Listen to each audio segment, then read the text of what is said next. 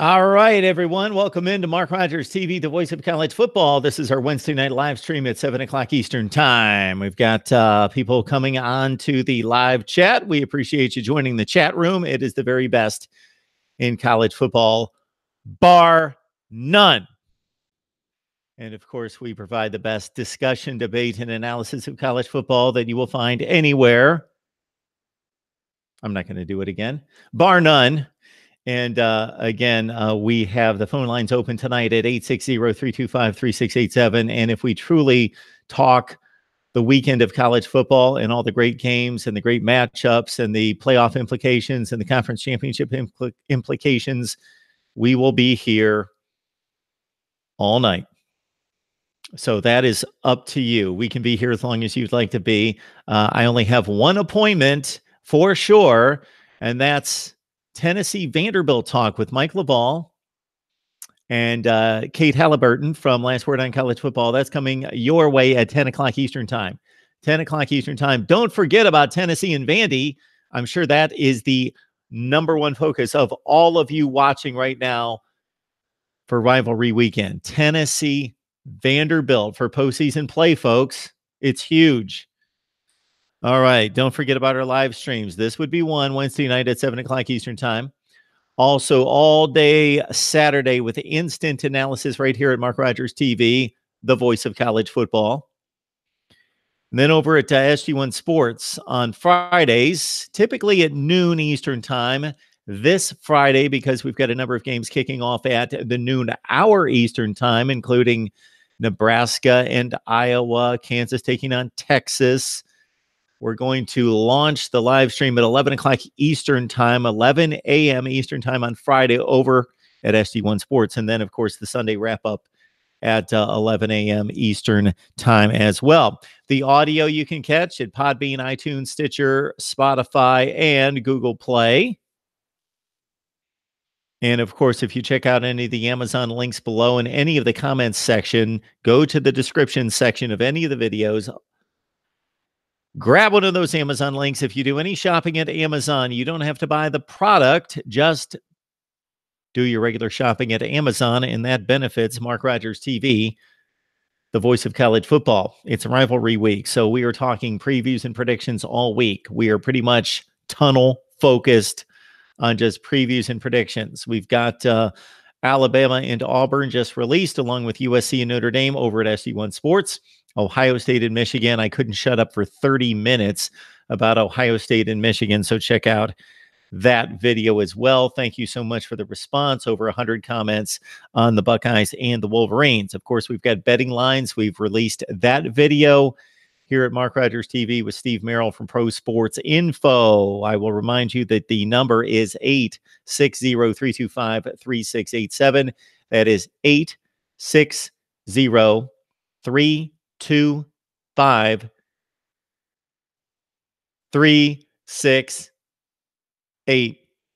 I'll put it in the live chat. We'll run down a few items of note today. One an injury, one a transfer, one a departure from a team, Miami fans. I'm sure you know what I'm aware of, and we'll be addressing here in just a second.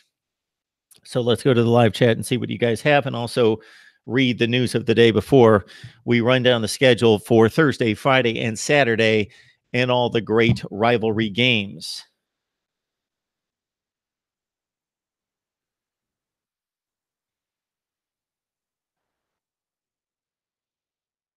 We'll see what you guys have for us on the live chat and see who's on the line. All right. Say hello to Sense of Tumor. Salutations, I suppose. A Reasonable Gump. All right. Time for me to go watch his Iron Bowl take. Yes, I've got one of those. It's out there. Cash Boy D, good to see you. Richard Neal as well. Y'all ready for Saturday? Richard, I would think, based on your logo right there, and we know who you root for, that you're ready for Thanksgiving night. And if I forget to say so, happy Thanksgiving to you and yours. And regardless of how you celebrate, and whom you celebrate with. I hope you have a great day, and I hope that you have plenty to be thankful for. I certainly do. In recent days, there have been some things not to be thankful for, but it is outweighed by a zillion things that are truly there to be thankful for. So hopefully you're in that same position and have that same attitude. And if not, please look around you, see what you have, and see what others don't have. And I'm not just talking about material items and possessions and money. Those things are important and certainly hold a lot of value in this world that we live, but other things that are more important, faith and friendships and relationships and so forth. So that's my take on Thanksgiving. Be thankful, be grateful, and I hope and I don't discount a lot of people out there, thousands, millions of people, unfortunately billions worldwide, billions of people that have a whole lot less to be thankful for when we're just talking about basic needs. And so do what you can to help out the organizations that truly help out those people that need it, All right. We've got Easy Rider on the line. As I often say, if I have yet to see your handle on the live chat, I'm going to ask you who you root for and how long you've been watching Mark Rogers TV, the voice of college football. Easy Rider, Zoom play. How are those TCU Horned Frogs doing tonight? Cameraman edits. Sounds like I could use you at some point, cameraman edits, to help us out here at Mark Rogers TV. All right. Julian Smith's on the line talking some Florida football. Florida should have played Miami in Tampa or Orlando, Florida in the season opener. Navy Thomas fed me some good stuff today on the Iowa-Nebraska rivalry in the last few days. Also, Mike Tomczak looking back on his Ohio State-Michigan experience from the mid-90s. Navy Thomas was finally up late enough to catch you. Exactly. Hound Dog. Would love to know where that name comes from. And who else is on the line? Yes, again, Julian, Alabama, Auburn, and Florida. Georgia is better than Michigan, Ohio State. Okay. And that's what's great about the rivalry discussion, as well as just about anything else that we throw out there. There can be a debate.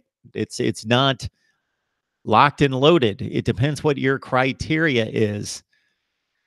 Is it the most popular rivalry that garnishes the highest TV ratings and the most rear ends in the seats at the stadium? Is it the teams that field the most NFL players over a long period of time, i.e., Florida State, Miami in the 90s? Is it the one with the most tradition, the longest rivalry? Is it all those things put together? Or is it just, you know what? Just because I said so, and I love watching Oregon State, and I don't care if it means nothing. That's good enough for me. That's your rivalry. That's what means everything to you. That's what rivalries are. They hit us right there. That's what it's all about. It's about loyalty. It's about traditions. It's about toughness. It's about clean hatred, good hatred, if there is such a thing. You know what I mean. Healthy football hatred. And it's about emotions and loyalties and feeling that pride for team, pride for institution, pride for state, bragging rights. All right. Somebody had asked me to do a watch party. Where is that? I lost it. Let me go back. This jumps on me sometimes. Oh, man. Did jump on me. And if I miss your comment, you really wanted me to acknowledge your comment and be able to respond with an answer to a question, or just to be able to respond, please bear with me.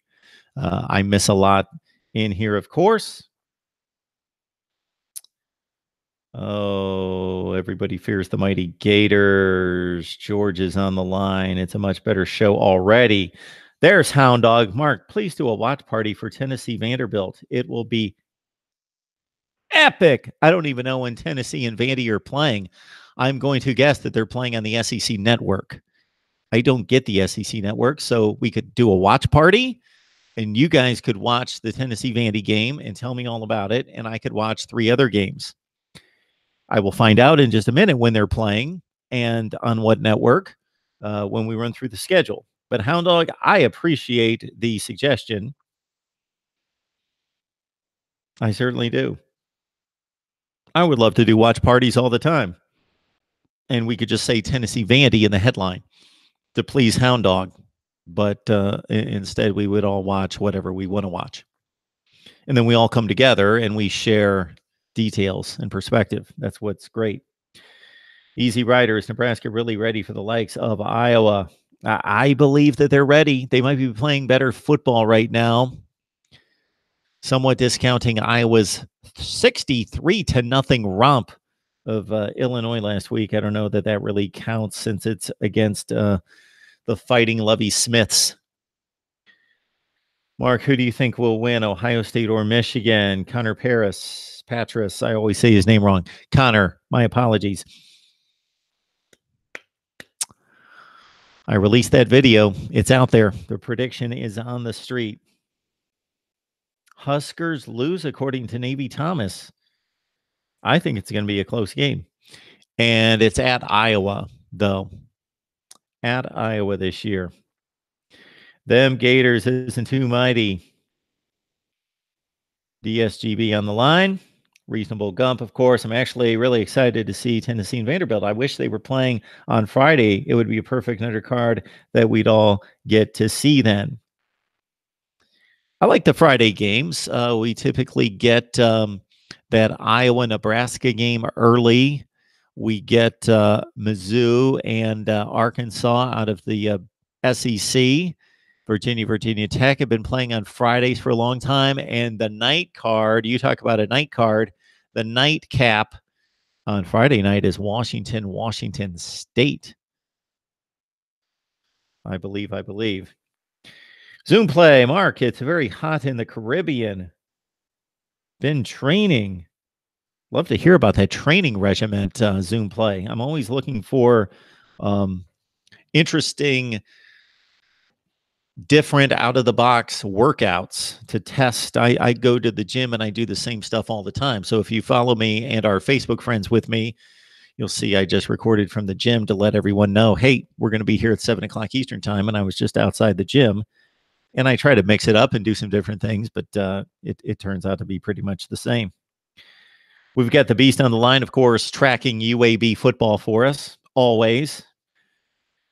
George and more from the Beast. Good to see you as well. The Beast 96. Ozzie Davis. Ozzie. Have yet to see you before. So let us know who you root for. Go Blue. There you go. That's who you root for. Because it's in Ohio, I think it will be a low-scoring game and Wolverines win.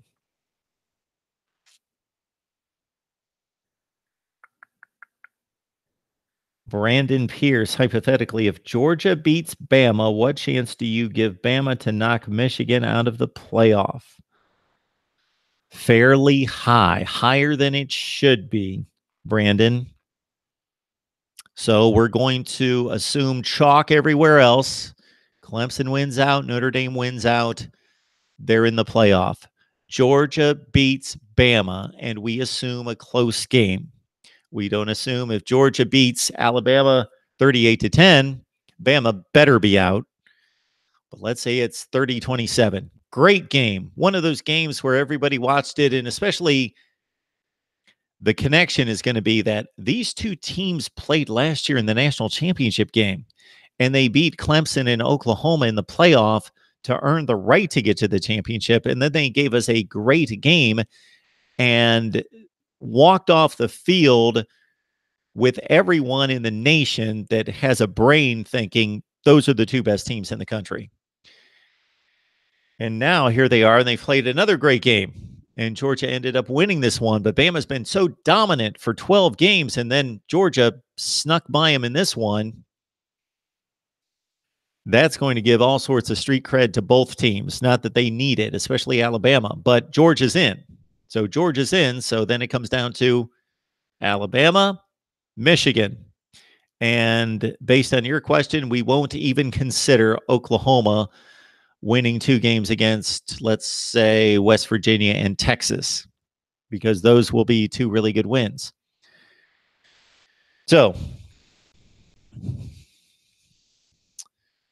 Michigan 12-1, Alabama 12-1. Michigan conference champion, Alabama not a conference champion. Michigan with 1 loss way back in week 1. Not that they should be weighted based on when they took place during the season. On one hand, to me, it's a resume. But at the same time, the committee tells us they're looking for the teams that are playing the best teams. So Michigan lost in week 1 at South Bend by 7 points, a 1-score game. That was actually a better performance by Notre Dame than the score would indicate. Michigan was outplayed most of the game, but they still had the ball with a couple minutes left to tie the game. So they lost at South Bend 24-17 to what would be an undefeated Notre Dame team. Alabama lost to a 1-loss Georgia team that by this time, because we have short memories when it comes to SEC failures, the Georgia 20-point loss at LSU is going to be completely forgiven in terms of that being a transitive property issue for Alabama. And boy, wouldn't you want to be in that room when they decide Michigan versus Alabama, both 12-1? Because I think anyone who honestly says, I believe the best team is blank, is going to tell you Alabama. But there are going to be people that, rightfully so, I would be one, who would say, we play in conferences for a purpose. There is a reason we play conferences. Back in the old days, because conference championships meant everything, and they had direct ties into the Rose Bowl and the Orange Bowl and the Sugar Bowl and the Cotton Bowl. But now they give us a strong case toward a college football playoff appearance. And if you can't win your conference, regardless of how good we think you are, you shouldn't be playing in place of a team that won their conference. Now, the last 2 years, we had a situation in which there was a 1-loss team that was elevated above a 2-loss conference champion. That's more understandable. This would not be the case. We would have Michigan with 1 loss and Alabama with 1 loss as a conference championship team on the Michigan side. It's Mark Rogers TV, the voice of college football. Who's on the line? Hey, Mark, man. It's Reasonable Gum. How you doing? Hey, I'm doing great. How are you? I'm doing good, man. Hey, what's going? Yeah, what you got? This is potentially the best week in college football, right? Kind of hard not to be excited. On paper, it is. I just can't watch enough football. I can't watch enough games because I like to see all these rivalry games. But of course, there's a pecking order. But yeah, on paper, because of it being the last week, so we know what's at stake more than it's more crystal clear than any other week. Number one. Number two, we've got the best matchups in regards to just good teams playing each other. Then number three, of course, you got the bad blood of the rivalries. Yes, it's great. It's awesome. Yep, and it also tends to be just like a really competitive week overall. Even when you look at how the teams performed throughout the year, and you think, oh, well, this should be a blowout, easily. And a lot of times it's not. A lot of times a team that's underperformed the entire year just seems to come and bring their best for whatever reason. Just anyone who doesn't think emotions and state of mind and stuff, comes into effect in these kind of games, they really haven't been paying any attention. Yeah, it's really exciting. I enjoyed your takes on Ohio State, Michigan, as well as the Iron Bowl. I also do agree with you that. Okay, go ahead. No, I just said thank you. I appreciate it. It's good to know somebody's watching. Yes, I agree with you that it really should just be down to between those two, which one gets the credible claim to being the best, rivalry in college football. Of course, this is an Alabama fan and an Ohio State fan saying that, so everyone watch and take that at face value. But so what would you put on your when you're rating rivalries? So if I made a list, there would be certain criteria that makes me deliver that statement that I would say Ohio State, Michigan, but I have absolutely no issue with somebody saying Alabama, Auburn, because it's just as good of a argument. So there's a number of items in my mind that lead me to that conclusion that those are the two best rivalries. So for you, what makes those 1 and 2 or 1A and 1B? And it is all really subjective, but to a certain extent, kind of put. It's not all subjective. A lot of credit into. I'm a big history buff. Yep. I love going way back to like early 1900s when a lot of these schools were just getting going. I love looking over the course of the history of rivalries and seeing which teams had just a lot of game-changing, epic moments. Even if it only meant something for those two teams, or if it meant something that shocked the whole college football world, just things that just had like a lot of meaning to. That's what I kind of go with. That's what I look for. I look for obviously competitiveness. Alabama Mississippi State is not a good rivalry. Alabama has won like almost 90 games, but Mississippi State hasn't even won 20. So that's not a good rivalry. A lot of people wouldn't even say it is a rivalry if it's that lopsided. Mm-hmm. Auburn and Alabama is actually very close. Well, by Alabama standards, Alabama only has a 9-game win, a 9-game lead on them.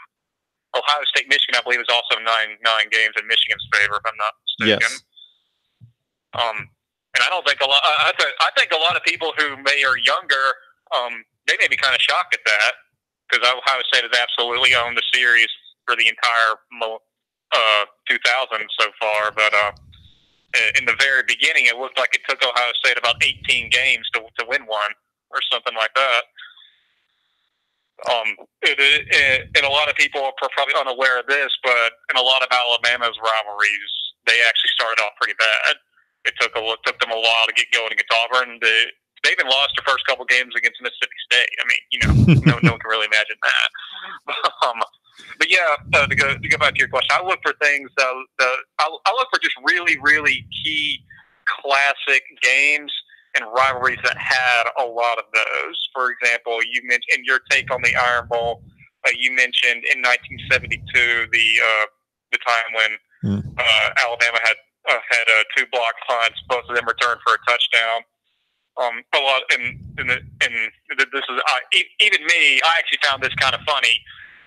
At the very end, when Alabama tried, they actually, they're desperate to come back and get some points. They threw a pass. It was intercepted by an Auburn safety. Who, the story goes, he went back to the sideline happy. Of course, he just got an interception, and the coach was mad at him. And he's like, "But coach, I got an interception. Why are you mad?" And the coach is like, "Yeah, but our plan was to make him punt."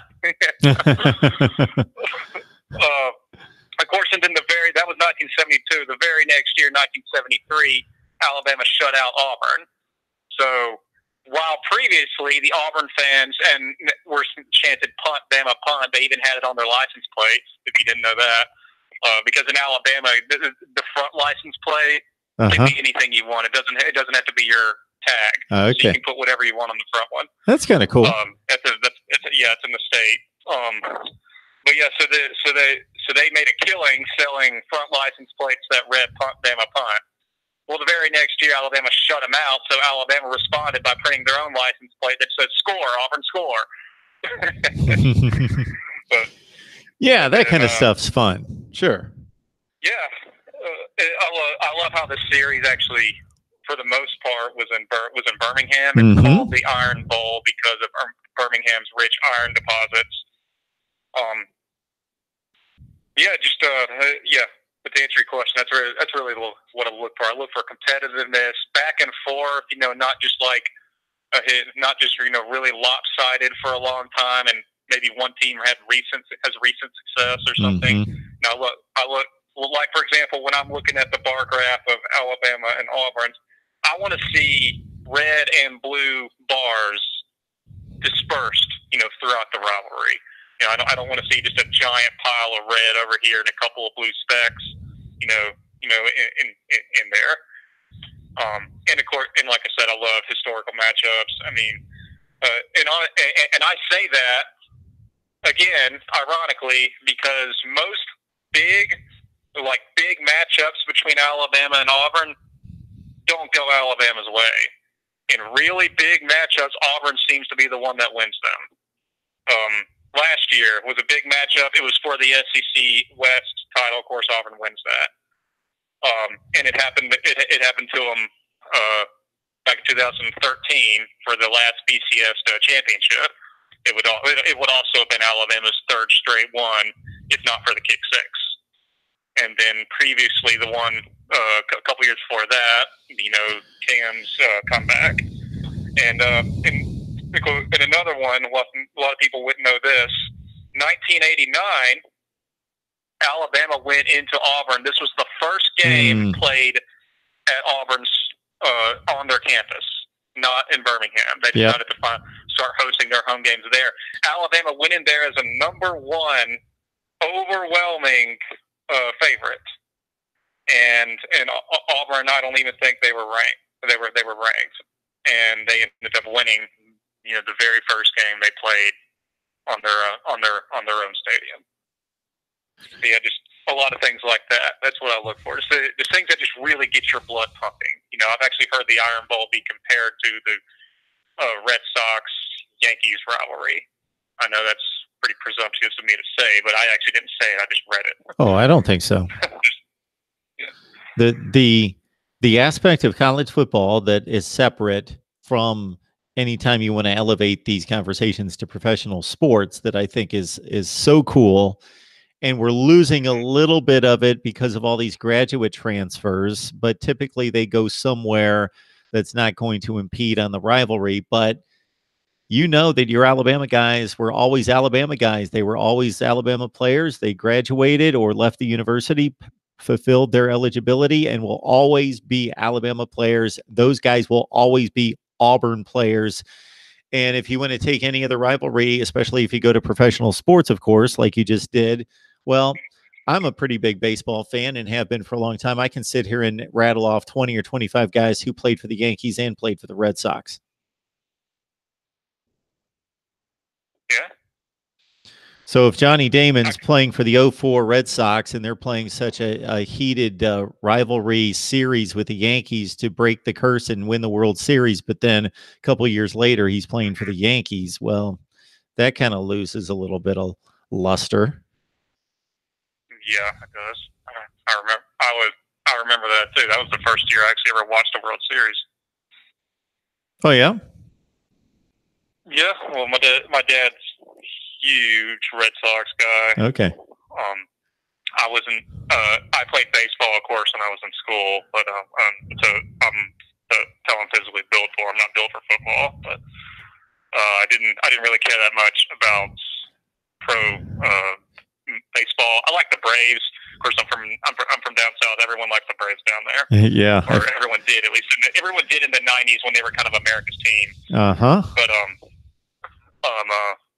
but yeah, it's the first time I actually sat down and really watched the whole thing was during that series between Red Sox and the Yankees to break that decades long streak.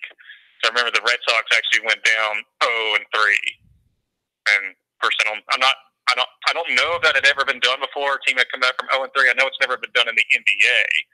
I don't know about baseball, but it had never been done before. They did it. Yeah, never been done before. Yeah, so they did it, and they said that before the last game, their coach actually had them instead of practicing, doing like a pregame warm up. They actually watched Miracle the movie. Okay. Yeah. I probably heard that at the time, that. but I love stories like that, man. It's what's made it's those kind of things that just really made me just so excited about sports.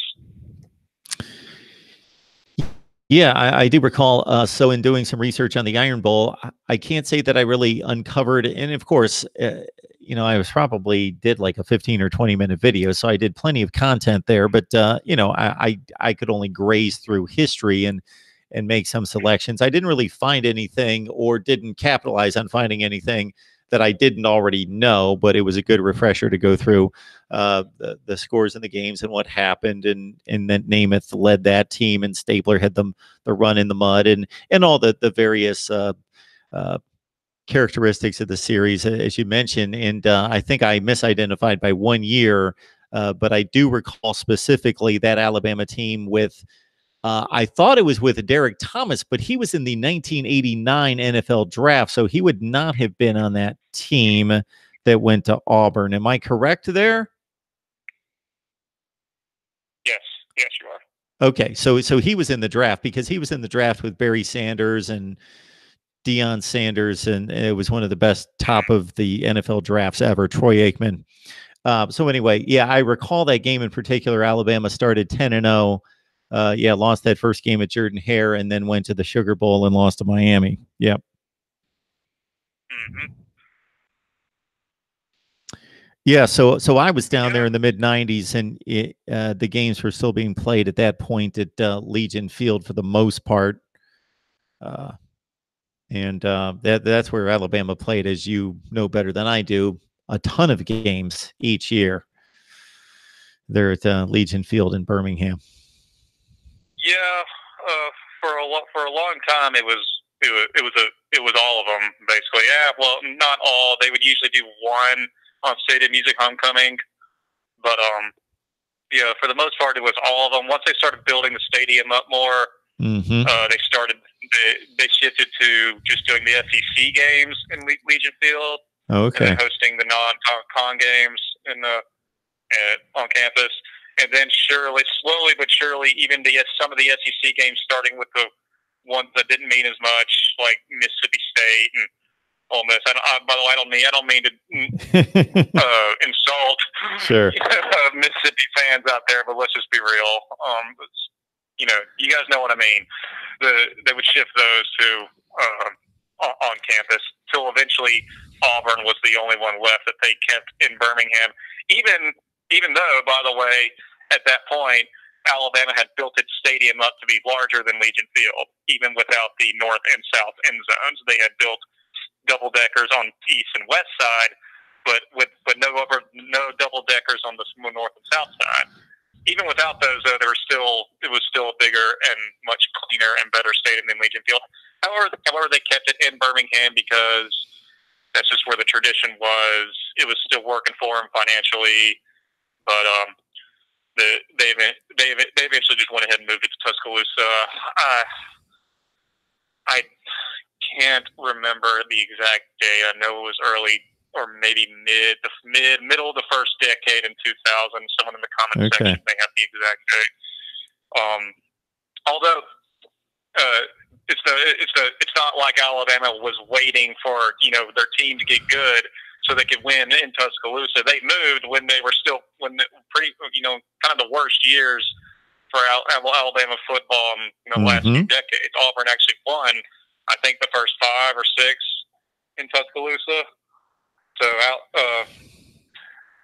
I don't know the series in Tuscaloosa off the top of my head, but if I'm not mistaken, I think Auburn might actually still have a winning record in Alabama or on the campus. Yeah, you could win a lot of bets with that one right there. There's no question about that. I believed in doing the research and looking at all the scores today. I think I came across that statistic as well. Alabama's ready, very close to retaking that lead or taking it for the first time. But yes, I believe Auburn still has a 1 or 2 game advantage in Tuscaloosa. So I was there, and it's strange because in this information age, I follow college football to an extent where it doesn't matter where these teams are located. as long as I have a similar interest and the programs are similar in status, I'm going to know as much about Washington as I do Florida or Texas A&M, as Penn State, et cetera, et cetera.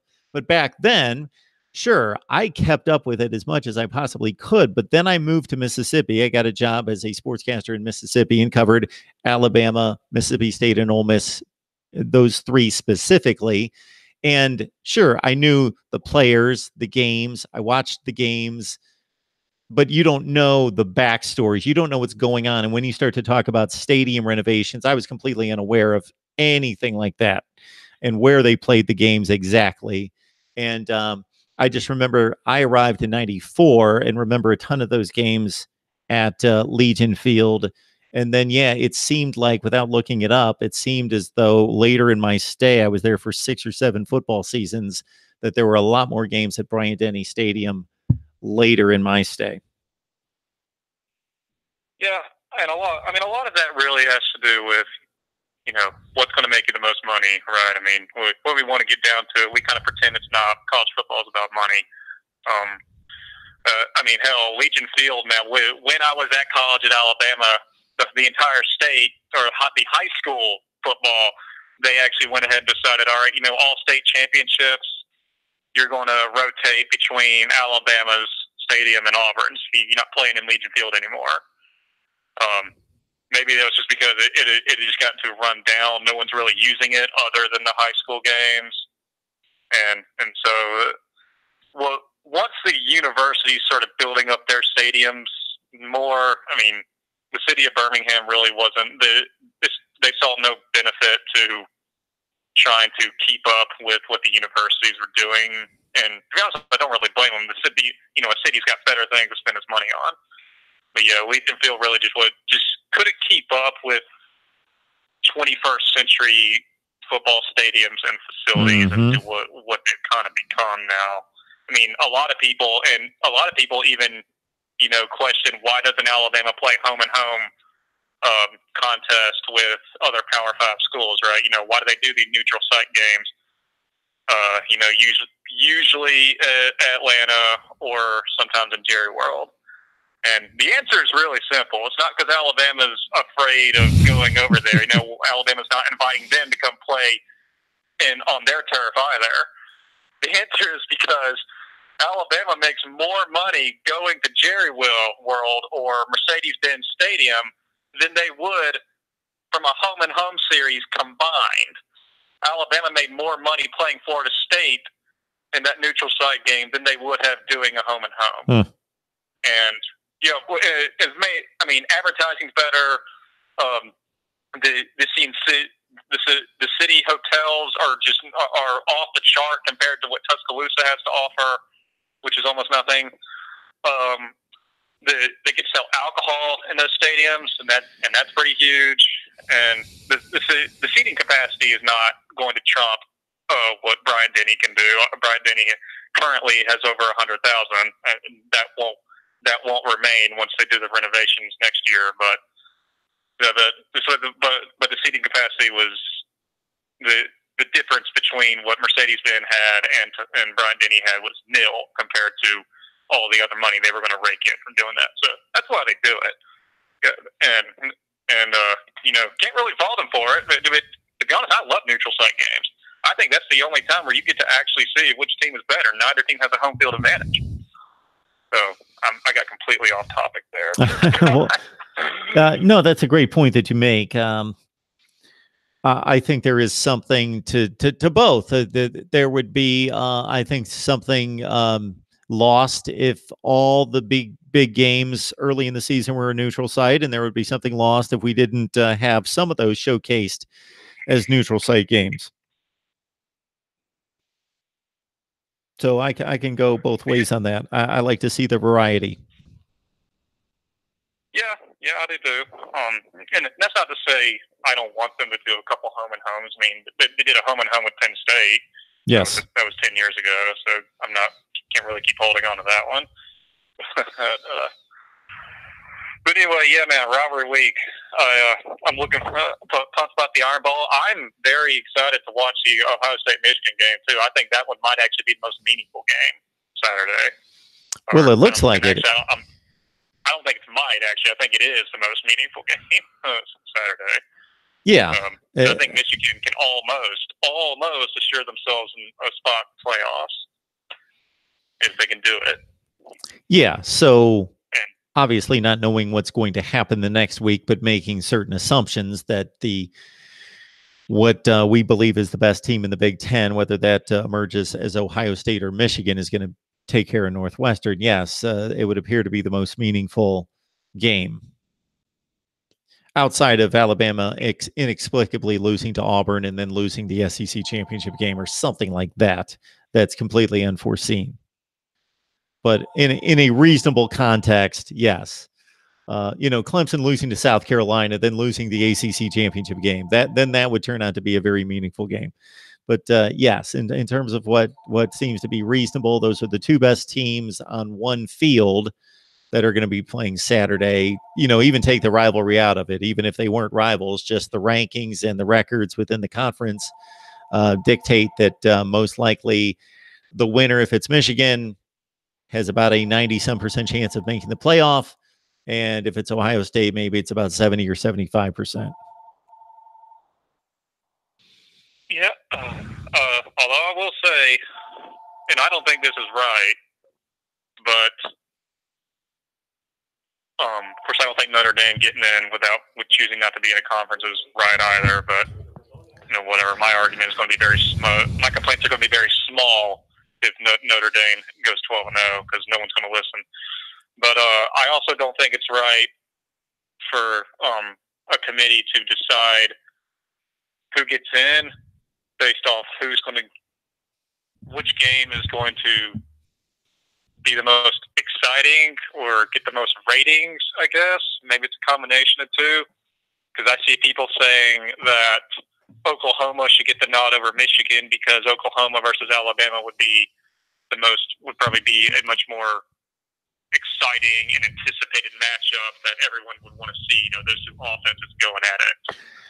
So I like you. Me as an SEC guy, yep. I don't even see the merit in that because I don't like seeing 52 to 51 games. I think that's trash. I think that's a basketball game. I want to see good play all around the field, not just who gets more possessions with the ball. I actually think Alabama versus Michigan's defense would be a great match to see. Yeah, so for me, it's almost like when teams started throwing the ball all over the field, sometime in the 90s when certain offenses you saw in spread formations all the time. That was exciting to me when it was abnormal. When I like variety, I like different types of teams, different types of matchups. I don't want to see I don't know if you like the NFL, but the Chiefs-Rams game was pretty exciting to me. Maybe not as much as the typical football fan because, again, I want to see some defense. I want to see some resistance, but it was 54-51. Now, if every NFL game was in the 50s, then that would be boring to me. And watching these college offenses, for as much as I love the game of college football, they all mirror each other now, and you see the same plays and the same formations, and you see the RPO over and over and over, and you see these offenses all kind of mirroring each other, and we see a lot of similar type games where defenses can't stop offense. What's fun is watching an offense that is so efficient and the quarterback is so skilled and the receiver so good that the quarterback is challenged with difficult throws and he makes them consistently, that the wide receivers are pressed with difficult coverages and lockdown corners, but they win the 50-50 jump balls and they outfight the defender for the football rather than, watching these Big 12 games when guys are just running around loose all over the secondary with nobody around them. These guys are just playing against air. I don't find that intriguing watching a quarterback, hit a guy in stride who doesn't have a defender within 15 yards of him. Oh, that just doesn't intrigue me. It's not good football. Yeah, Yeah. You mentioned variety. I love variety, which is actually exactly why I find it difficult to watch the NFL. And first of all, I'm from Alabama.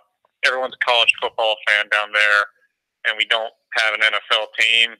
So it goes without saying, and it's expected that people are going to be more excited about college football than the NFL. Sure. That being said, when I grow up watching college offense, one of the great things about college football is because of the talent diversity, and this is the sheer number of schools, it's going to give you so much more variety in the way that teams play, the way they try and score, the way they try and defend.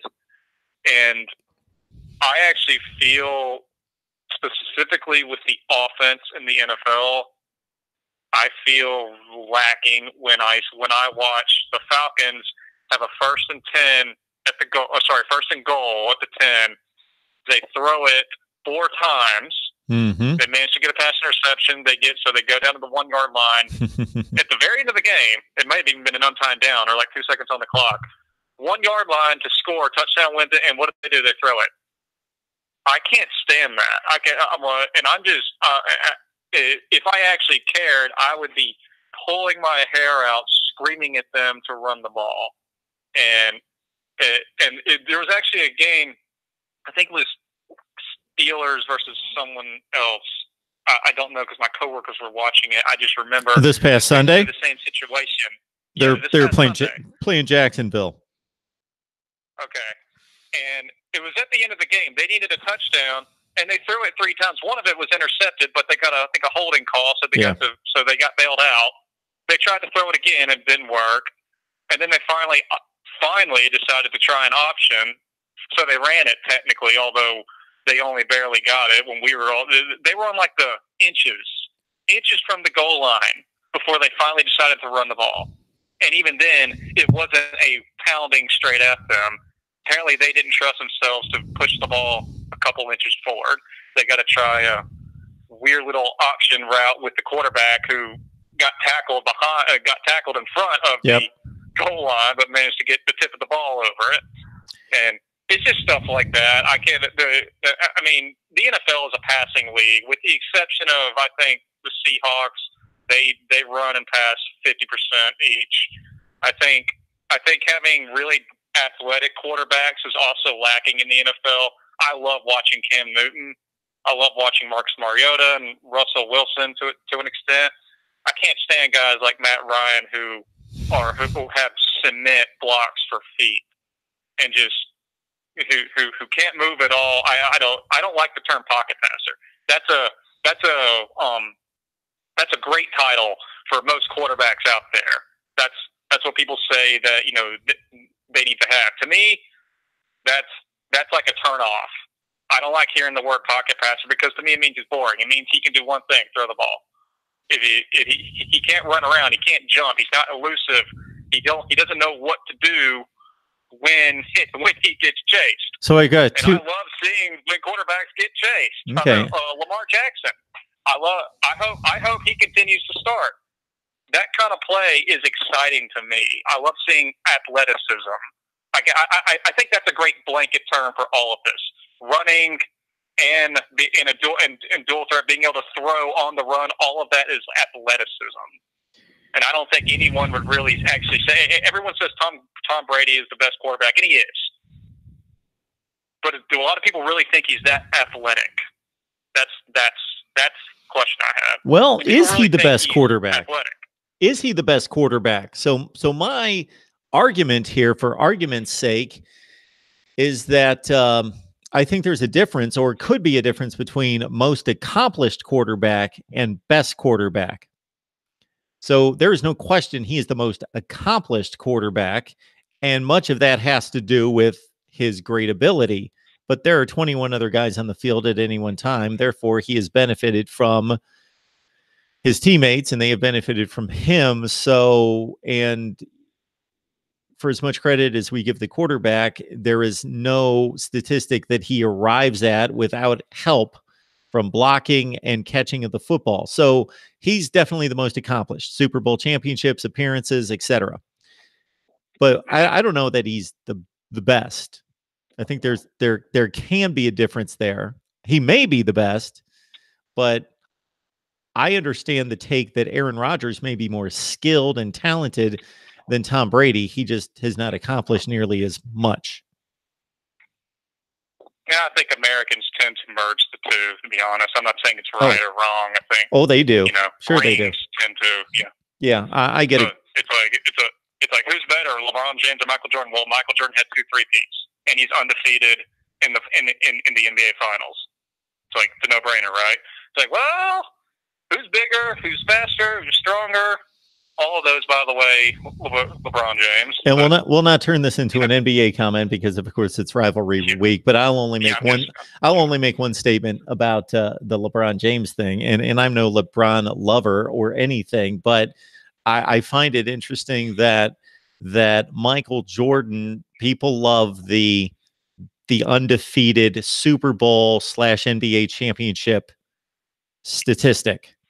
That always trumps everything else in everybody's mind. But basically what we're saying is that every time LeBron went to an NBA Finals and lost, that's less impressive. This makes no sense, but it's less impressive than all the times that Michael Jordan lost in the playoffs before getting to the finals. That's less of an accomplishment. Like you might as well lose in the first round of the playoffs rather than getting to the finals if you're going to lose. And it doesn't make any sense. Sports, it doesn't make any sense. There definitely has to be a distinction, right? I mean, if we're just talking about like a solo sport like boxing or something, then I think the two can be merged, accomplished and most skilled. But anyway, man. All right, man. I appreciate the call. Yeah. Gotta let someone get on there and actually talk about college football on your college football. Yeah, channel. We'll need to do that at some point here. All right, Reasonable Gump. Enjoy the games. All right, man. I will. Thank you. Alrighty, bye-bye. And again, happy Thanksgiving to everyone. And sorry that we got sidetracked with the NBA and the NFL because this is not the way to do that. So I kind of run the show, so that's my fault. But we connected it to college football. It was about rivalries, and then we got off into some other rivalries in other sports. All right, 860-325-3687. I'm going to run down the games from Saturday. Actually, before that, I wanted to, as I said off the top, look at some college football news. Miami fans, what do you think about this? Have you seen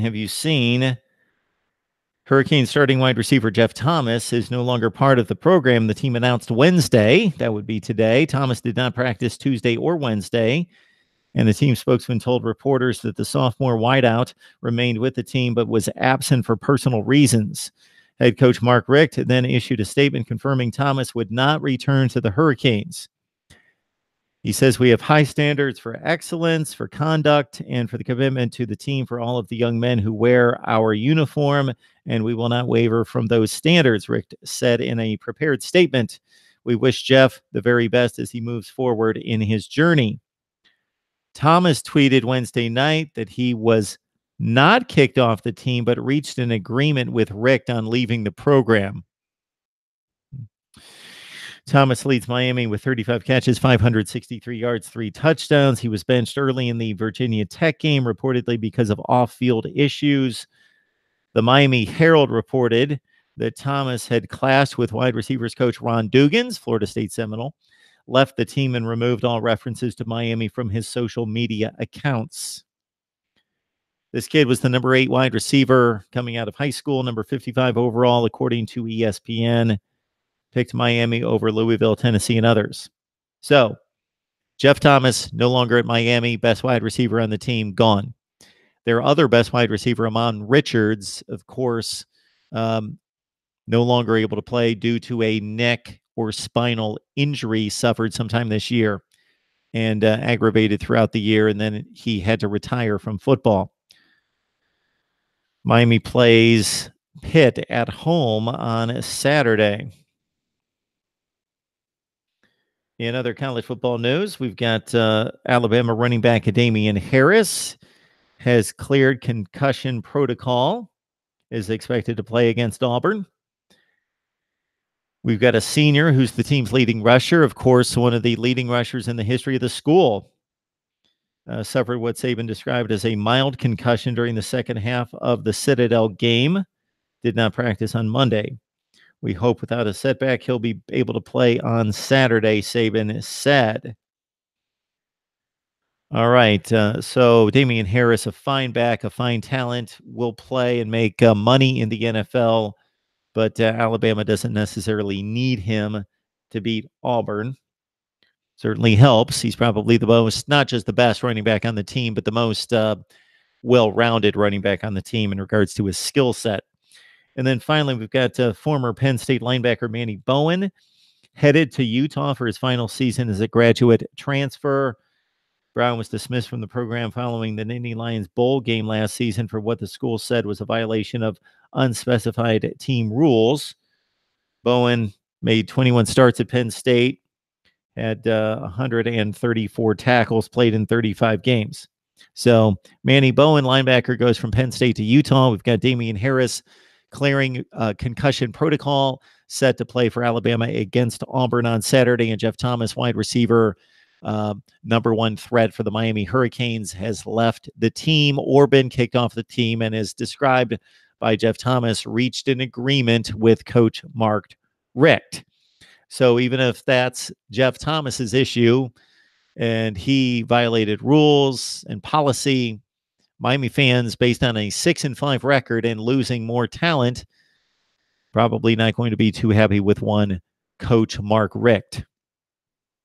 We've got the phone lines open, you guys, at 860-325-3687. It's rivalry week.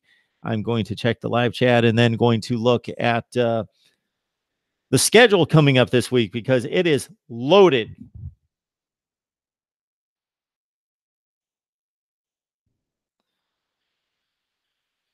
All right. Dennis is on the line as well as 288028, who's interested to see what Les Miles has for us at Kansas. I produced a video on that. I gave my thoughts. Would love to get your feedback on my thoughts about Les Miles going to Kansas, which I normally would consider to be a job in which you would want to go for one of the up-and-coming hot shots, one of the up-and-comers in the coaching ranks, a Matt Campbell type, a Tom Herman type. But I think Les Miles could be a bridge to that type of hire. Brad Silverdog jumps on the line here. What do you call a Georgia grad who watched the Bulldogs win their last national championship in person? Grandpa. Terry Ann, it's good to see you. Clemson alum 98. Mark, over or under 50% the current top four holds? Well, we do have a 50% on the line.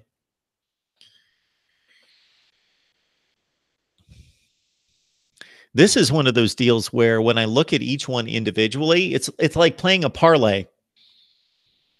And that's the reason why it's difficult to win a parlay. And that's why Vegas suckers people into playing parlays, is because when they look at each individual selection, it seems reasonable. Okay, yeah, I'm pretty sure that one's going to win. Okay, I'm pretty sure that's going to win, and on down the line. But what you may have learned, and I learned probably less from probability and statistics class in high school, and probably just from following this mess for most of my life, is that once you add, like if you have a 90% certainty and another 90% certainty, and you need both of them to come through, well, then it goes from being 90% and 90% to a total of, multiply those, like 81%. And then if you add in the third one, it goes from 81% and then and it drops to like 60%. So what look like a bunch of certainties together aren't so certain. That's why, do I think Michigan's going to beat Ohio State? I hate to really let it leave my mouth. Playing neutral college football analyst, Michigan is playing better and has for 11 weeks better than Ohio State almost every week. they should win the game in Columbus. They have the number one defense in college football statistically. In actuality, they have one of the top 5 defenses in college football. I don't know that they're better than Clemson or Alabama, but they're right there. Clemson, Alabama, Michigan, Auburn, LSU.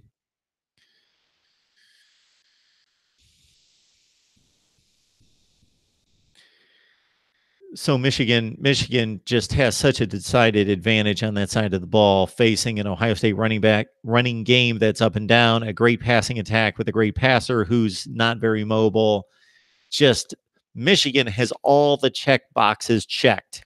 They don't have any weaknesses, any glaring weaknesses. Sure, they have aspects of their team that aren't great. They don't have a dynamic offense. They don't have an Oklahoma offense, but they've got excellent quarterback play, a well above average offensive line, good running backs, especially Karan Higdon, very good wide receivers athletically, and an elite defense, maybe the best in the country, certainly one of the 5 best. Ohio State, they're up and down, up and down, up and down, up and down. Gashed in the run game defensively, give up big plays through the passing game, offensive line breakdowns, immobile quarterback. So Michigan's a decided team that's going to beat Ohio State, beat Northwestern. So punch Michigan. Notre Dame, all they have to do is beat USC. USC has looked like garbage. They played a 2-8 team last week in UCLA, and they blew a second half lead and lost to a 2-8 team that's their rival. USC is capable athletically and in terms of talent to step up and stand toe-to-toe with Notre Dame and give them a game. But who's playing much better? It's not close. So Notre Dame, boom, especially since that's only one game that Notre Dame needs to win to get to the college football playoff. Clemson, they're going to be a 25-point favorite, not just this week, but against Pitt in a conference championship game. Clemson, punch it. Alabama, sure, Georgia's really good. Maybe the most capable team, certainly outside of Clemson, you would think, to challenge Bama. So Bama has 2 good teams to play. One good team, decent team, top 25 team in Auburn. I don't care what the rankings say. Auburn is one of the 25 best teams in the country. The rankings, if Auburn would play the back 10 of the top 25, they would win most of those games. So Auburn's one of the 25 best teams in the country. So Alabama has to deal with them, but they're still decidedly a big favorite. I don't know what the line is, but it's got to be like 24. And then Alabama, Georgia. So all those seem like they're going to happen. And this is my long-winded way of answering, but you put all those together, and my answer would be no. My answer would be those will not be the final 4 teams. Now, of course, the one way that they could still become the final, well, they wouldn't be the final 4 teams because Georgia would sneak in over Michigan and Alabama would still be there if Georgia wins the SEC and the committee loves Bama and puts them in. All right.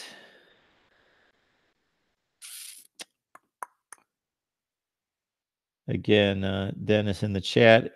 Airbrush Royale. Good to see you. Iron Cross. Got to be pumped up for the big game on Saturday at noon Eastern time on Fox. Brody. We just don't want Bama.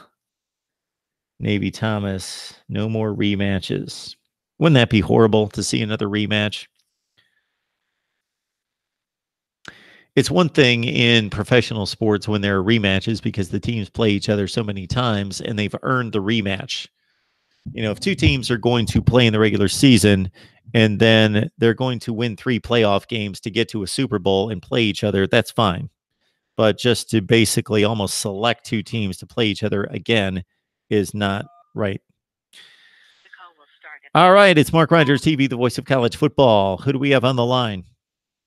What's up, Mark? I just try to hit you up before I go out on the second job. All right. Happy Thanksgiving to you and your family.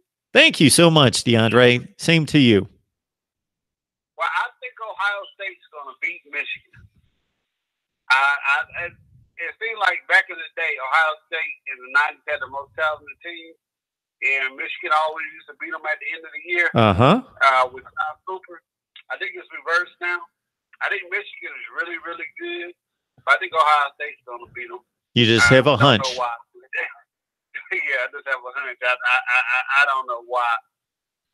I do got a quick question for you. I haven't seen USC play much outside of beating Washington State in overtime. I know they're not that good, and they're talking about getting rid of the coach. But let me ask you this. What happened to Notre Dame loses to USC? Do you think they still got a shot to get into the playoffs? Well, they've got a shot to get in, but it all depends on what else is going to happen. So your Clemson boys are going to be there. And let's say Alabama or whoever wins the SEC is going to be there. And if Michigan wins out, the interesting choice would be to see if the committee would opt for Notre Dame or Ohio State, because the Buckeyes obviously don't have a whole lot of cred going right now at number 10. But if they beat Michigan, they beat Northwestern and win the Big Ten championship and have a conference championship, and Notre Dame sitting there with a loss to a 5-7 team that just happened, and they don't get to rebound off of that and show us anything else, then, and Oklahoma is there to possibly win out. I would put in any conference champion with one loss over Notre Dame with one loss, because they went out and they beat a quality team in a conference championship game and had to win another game. Right. So that's too bad, Notre Dame. You need to buck up and go join a conference, or if you don't like the way it is, then that's too bad. Yeah, because I think Pinsky and Pete made a good point. One day he was saying that Notre Dame's NBC contract, the ACC network, could pay them more, but Notre Dame doesn't want to go to a conference, which is understandable. I mean, I don't want to see Notre Dame go to a conference because I'm used to them, like, going back in the day, playing everybody and anybody at any time at their place or at Notre Dame. That was one of the great things. But times have changed. He should be made to join the conference. Honestly, I would like to see USC, Central Florida, get a shot over Notre Dame. I'm not saying because I think Central Florida is better than Notre Dame, but they haven't had a loss in 2 years now. Yeah. So I would like to see Central Florida get a shot over Notre Dame in it, because they play more games and they play in the conference. So I think Notre Dame plays some weak teams sometimes, but you can say that something about some of the conference, because I hear everybody yelling the ACC is weak, which I totally disagree with. But but I was going to say that part, but I don't think they're as weak as people think they are. But like I said, man, I just wanted to say hello and enjoy the show as always. And you have a happy Thanksgiving, and we're gonna sit back and relax and enjoy some of this football. I think I'm going to the Wake Forest Duke game. I don't know how my wife got the tickets. I guess they still $5 down here. Okay. But yeah, sometimes you get into Duke Wake Forest games real cheap. I usually wait the Clips to come up here and play. They go to state. And, what time are they playing? 12 o'clock. Okay. Yeah. So they're, but I'd rather see Michigan, Ohio State play. Man, could you imagine if Florida State beat Florida this week? That streak would still be going. And I'm sure Clemson is going to beat the AC. Clemson is going to beat South Carolina. Louisville, I don't think they got a shot against me playing. BU on the team still playing. So that means that ACC, Georgia Tech, Georgia. Yeah, Georgia's going to beat the mess out of Georgia Tech. I mean, Georgia Tech might hold the ball and with that triple option and hold the ball, but I think it's probably 2-2 this weekend. And I'll be like, well, the ACC Todd, I don't know what the season record is between the ACC and the SEC. All I know is Clemson beat Texas A&M, but I'm really not sure during the year. So Alabama beat Louisville, Yeah, right? Me and you will beat Louisville. Pardon me? Yep. Me and you will beat Louisville. Yeah, we would too. But they got the chance. They got the chance too. Alabama beat Louisville and LSU beat Miami, so that would be 2 for the SEC over the ACC off the top of my head. And that's all I'm coming up with off the top of my head. Yeah, so it's 2 to 1. There you go, 2 to 1. And I think that's about to where we stand as I kind of scan through the league. So we've got these 4 games between the SEC and the ACC coming up Saturday. That will decide it. All right, DeAndre? I'm kind of shocked that we haven't played. I'm surprised SEC didn't play more. Now, I know they usually play at the end of the year, but I know it seems like the Big Ten and not the Big Ten. What is it called? The Big 12. The Big 12 and the SEC played more this year. West Virginia played Tennessee and a couple other games up in there. Ole Miss and Texas Tech and Mississippi State played Kansas State. Yep. All right, DeAndre. Great night for it. I enjoyed listening to the show as always. Yeah, happy Thanksgiving. I appreciate the support, and you take care. All right, DeAndre, our Clemson guy, calling in, going to go to the Wake Forest Duke game. Have himself a big time on Saturday. We're talking Miami football, and we've got Cam Underwood on the line from State of the U. Cam, how you doing tonight? Personally, I'm good. Had a day off of work. Okay. Ran around, did a little shopping, had a beautiful, wonderful sub for lunch. But football sense, not so great. So, first off, I'm very glad to hear that everything's good in the life of Cam Underwood personally, but very, very attached to the Miami football program that's not only 6-5, but has since lost its other best wide receiver in Jeff Thomas. So, aside from what I read online and read to the audience a few minutes ago concerning, the official statement. Is there anything else that you can conclude from what happened? Yeah, sorry, just had a bug flying around in my house. Yeah, not necessarily out of the blue, because there were rumors kind of going around in the last couple of days and weeks that Jeff Thomas wasn't pleased with things, and especially the fact that he wasn't getting the ball, or when he was getting the ball, it wasn't really maximizing his skills and abilities. He was averaging 29 yards a catch early in the year, and now I think it's down to like 14 yards a catch, which means you had to have a lot of 2 yards to balance out those 27s to bring those down, with bubble screens and things like that and whatnot. So there's a variety of message board rumors and reports and things going around of what the interaction was. He was going to get suspended or disciplined again and walked out on the coaches, or he was just a bad apple who was skipping class and late to practice, and whichever side or part of those things you believe. The end of the story is Jeff Thomas is no longer on the Miami Hurricanes team. He's been dismissed from the team.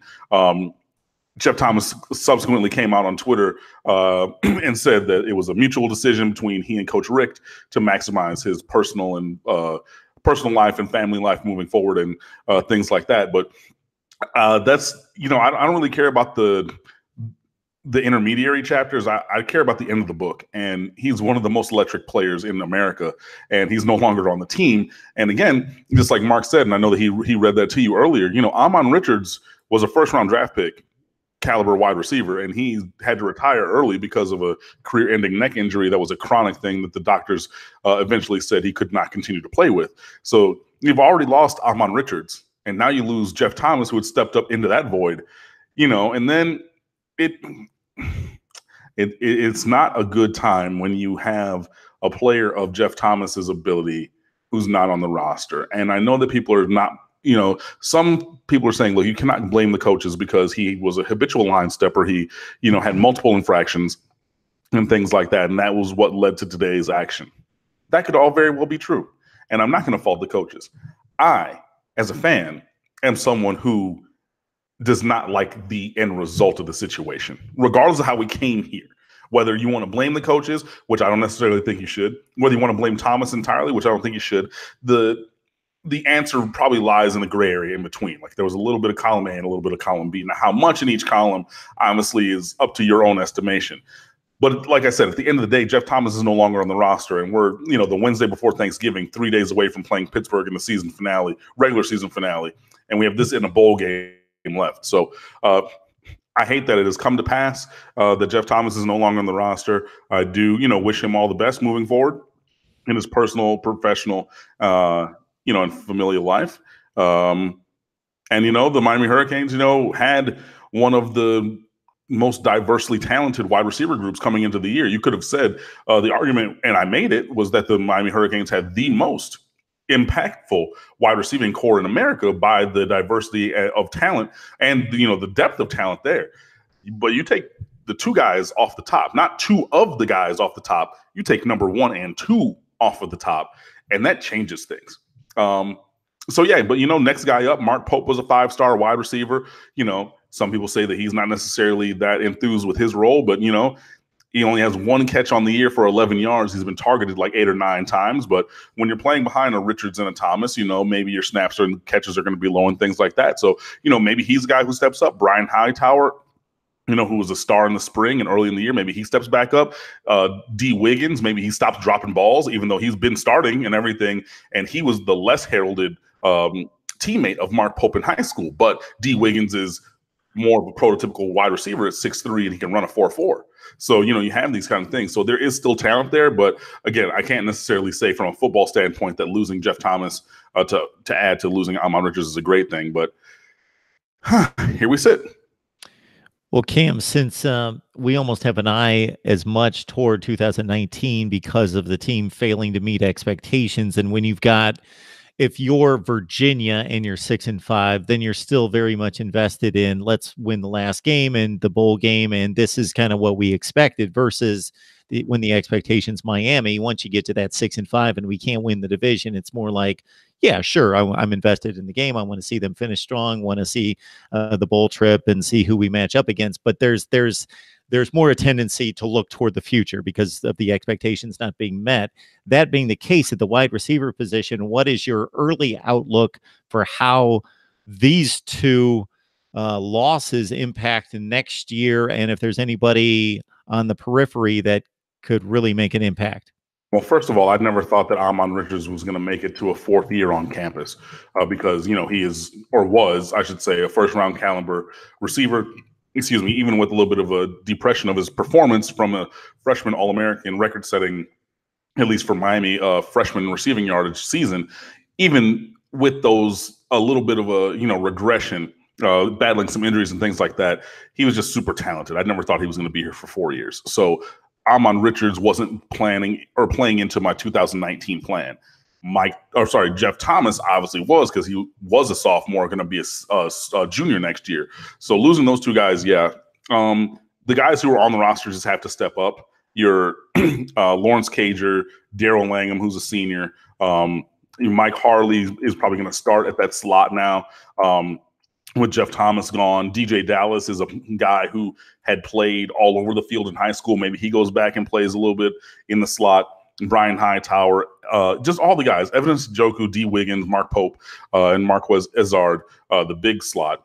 All those guys have to step up. All those guys are going to get more snaps this week and into the bowl game. So all those guys really do need to bring their game or raise their game from what we've seen. Now, moving forward in recruiting, this really changes things, I think, because coming into the year, Miami said, look, we have this awesome receiving core getting 7 good caliber guys, including Jeff Thomas, in the last 2 years.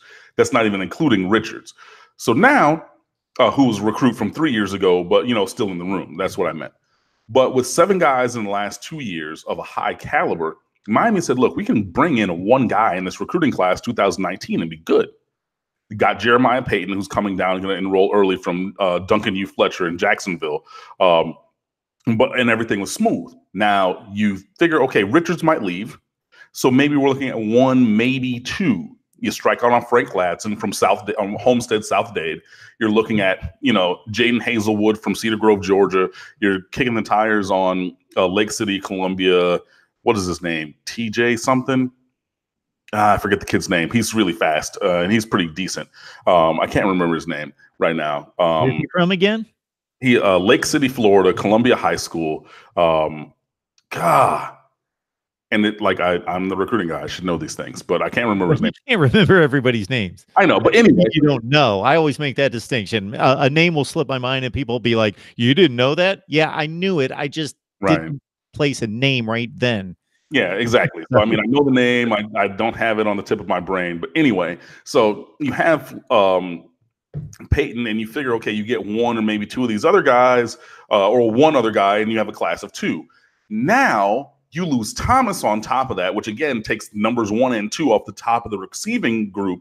And now you're all of a sudden faced with, hey, we need 2, maybe 3 in this class all of a sudden, and superstars only, because wide receiver is the position group where Ron Dugans, the wide receivers coach, had recruited to such a high level that we're not going and taking projects. Like Charles Njoku, David and Evidence Njoku's younger brother, David, first-round draft pick, tight end, formerly at Miami. Evidence, a redshirt freshman wide receiver here at Miami. The third one, or the youngest brother, because they have many siblings, is a senior in high school right now, 6'5", runs a 4.5 40, built and runs like his brothers and everything. But all of them were more project-based players, as in it was going to take time and progression for them to reach their potential, which we've seen with both of the Njokus who have been here. Miami was at a place in recruiting where we didn't even go after Charles Njoku because we didn't have the ability to really go and give the time for future development, because we need guys to play now, because we can do that because we have superstars only at this position. And when you're only getting 1, maybe 2, or looking at 1, maybe 2, that's fine. Now you're looking at a definite hard need of 2, maybe 3, possibly 4, if anything else shakes. Yo, that's a very different recruiting scenario. And you're less than a month away from the early signing day. You're a couple, 2.5 months away from regular signing day. Like, these kids have been recruited all year, and even back into when they're juniors, when you can officially, contact them. So now the receiving unit or receiving core moving forward, which was your question, that's where things become a little dicey. I don't think that it happens, but what happens if a Lawrence Cager leaves early?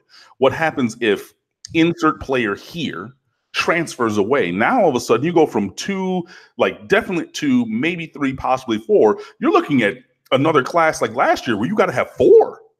Got to have. Otherwise, you're not going to have the numbers. And luckily now Miami has the numbers of wide receivers with, no healthy scholarship tight ends, because Miami has no healthy scholarship tight ends right now. You can go 4 wide and 5 wide and still rotate guys in, even without Jeff Thomas on the roster. If you don't replenish that group, now all of a sudden that means the whole offense is going to take a step back, and you're going to have to redo how you distribute snaps just to fill in those gaps. So, at wide receiver, it's very unsettled, and it is unsettling because Miami had been on a singular path of 1, maybe 2 receivers in this class for a long time. And all of a sudden, it looks like that's going to be very different. TJ Jones is his name, from Columbia High School, the wide receiver. Yep. Just snapped to me. And sorry if you're listening in headphones. I know I hate when people snap. But anyway, so it just came to me. But anyway, you need all of those guys and maybe more. And maybe you circle back on a Charles Njoku. Maybe you circle around on a Kalani Norris from Miami Columbus, who's committed to Georgia Tech, who, is a little bit smaller than you would like. He's, Mike Harley sized, and, you don't want to have too many small guys like that, especially who play, at wide receiver, but you maybe have to circle back on him. Maybe you go some places that you didn't think you had to go because you didn't think you would have to go there at all, not even for that one person. So, yeah, the future of the wide receiver position at Miami was once settled, and it is not right now. And that's, hey, this is why coaches get paid the big bucks. So we'll see what happens. So the list of what's worked well this season versus what hasn't, meeting expectations and not, the one list is this long and the other list is, 1 or 2 items. So the 1 or 2 items I would think would include, I got to think that Miami fans are excited about Cam Davis and his productivity over the last few weeks. Yeah, absolutely. I've met Cam Davis a couple times, being down here, obviously sharing his first name with him. We have that bond of camaraderie. But yeah, no, he's stockily built, 5'9", 88, 193 pounds. And he's quick and he's fast enough, and you saw that in both of his touchdown runs. I mean, in the year, both of his touchdown runs. And then especially, last week, dude, one cut, put that foot in the ground and gone. And, obviously, when you have a Lorenzo Lingard, who's a top 25, 30 recruit overall, 5-star guy in the same class, a 4-star kid like Cam Davis would take a back seat, and reasonably so, that he did not have the publicity that Lorenzo Lingard had. Lorenzo Lingard is 6'1.5", 193 pounds, championship sprinter running a 4.27 in the spring. Freak numbers, first round draft pick kind of size and build and numbers and all these kind of things. Don't let that go past you or make you think that Cam Davis is not good, because he is, and he's showing it and he's proving it. So, Travis Homer, solid. DJ Dallas, we need to leave those fumble problems in the past, but definitely solid. Cam Davis, you've seen what he's doing. Lorenzo Lingard, 5-star. Boom. So that's a position where, Miami does have depth, but especially with Cam Davis, who last week when he stepped foot on the field, that was his 5th game. So there is no red shirt for him anymore. But he made it worthwhile because he had 7 carries for 78 yards and a touchdown, and also caught a touchdown pass on a swing route. So he's impacted the game running and catching the ball. I always thought that he was a good pass receiver in high school. Some other local high school people and recruiting analysts disagreed with me on that. But, I mean, he's not making the tough catch over the middle, while getting hit and everything. But I think that Cam Davis has pretty good hands for a running back. So he's showing a multifaceted skill set. And, I think that is a building block, or can be one of the building blocks moving forward. Got Cam Underwood on the line from State of the U, Miami taking on Pitt. That game at home this weekend. Surprisingly, had we made this statement before the season, one of these teams has wrapped up the Coastal Division Championship. Wow, we could have taken that one to the bank in favor of the Pitt Panthers, as it has turned out, after getting blown out by Central Florida and by Penn State. 45-14, 51-6, losing to Notre Dame, losing all their FBS non-conference games, playing so well within the Coastal Division, and they've gotten better and better every week, Cam. So this is not just a team where it was kind of interesting. I like to look at standings and project and do all the metrics, and so it was kind of fun. The first few weeks they started to win, and when you guys lost, it was like, okay, this is going to be a mess. Wouldn't it be kind of cute if Pitt muddled their way into it, but that's not going to happen. But now they've gotten to a point where obviously they've not only accomplished that, they've beaten some decent teams, and they've found an identity to where they know what they can do. They got a quarterback in Kenny Pickett who threw for 300 yards a couple games ago, but that's not their thing. They know we grind it out. We run the ball. They got the 2 tough runners in Allison and Darren Hall.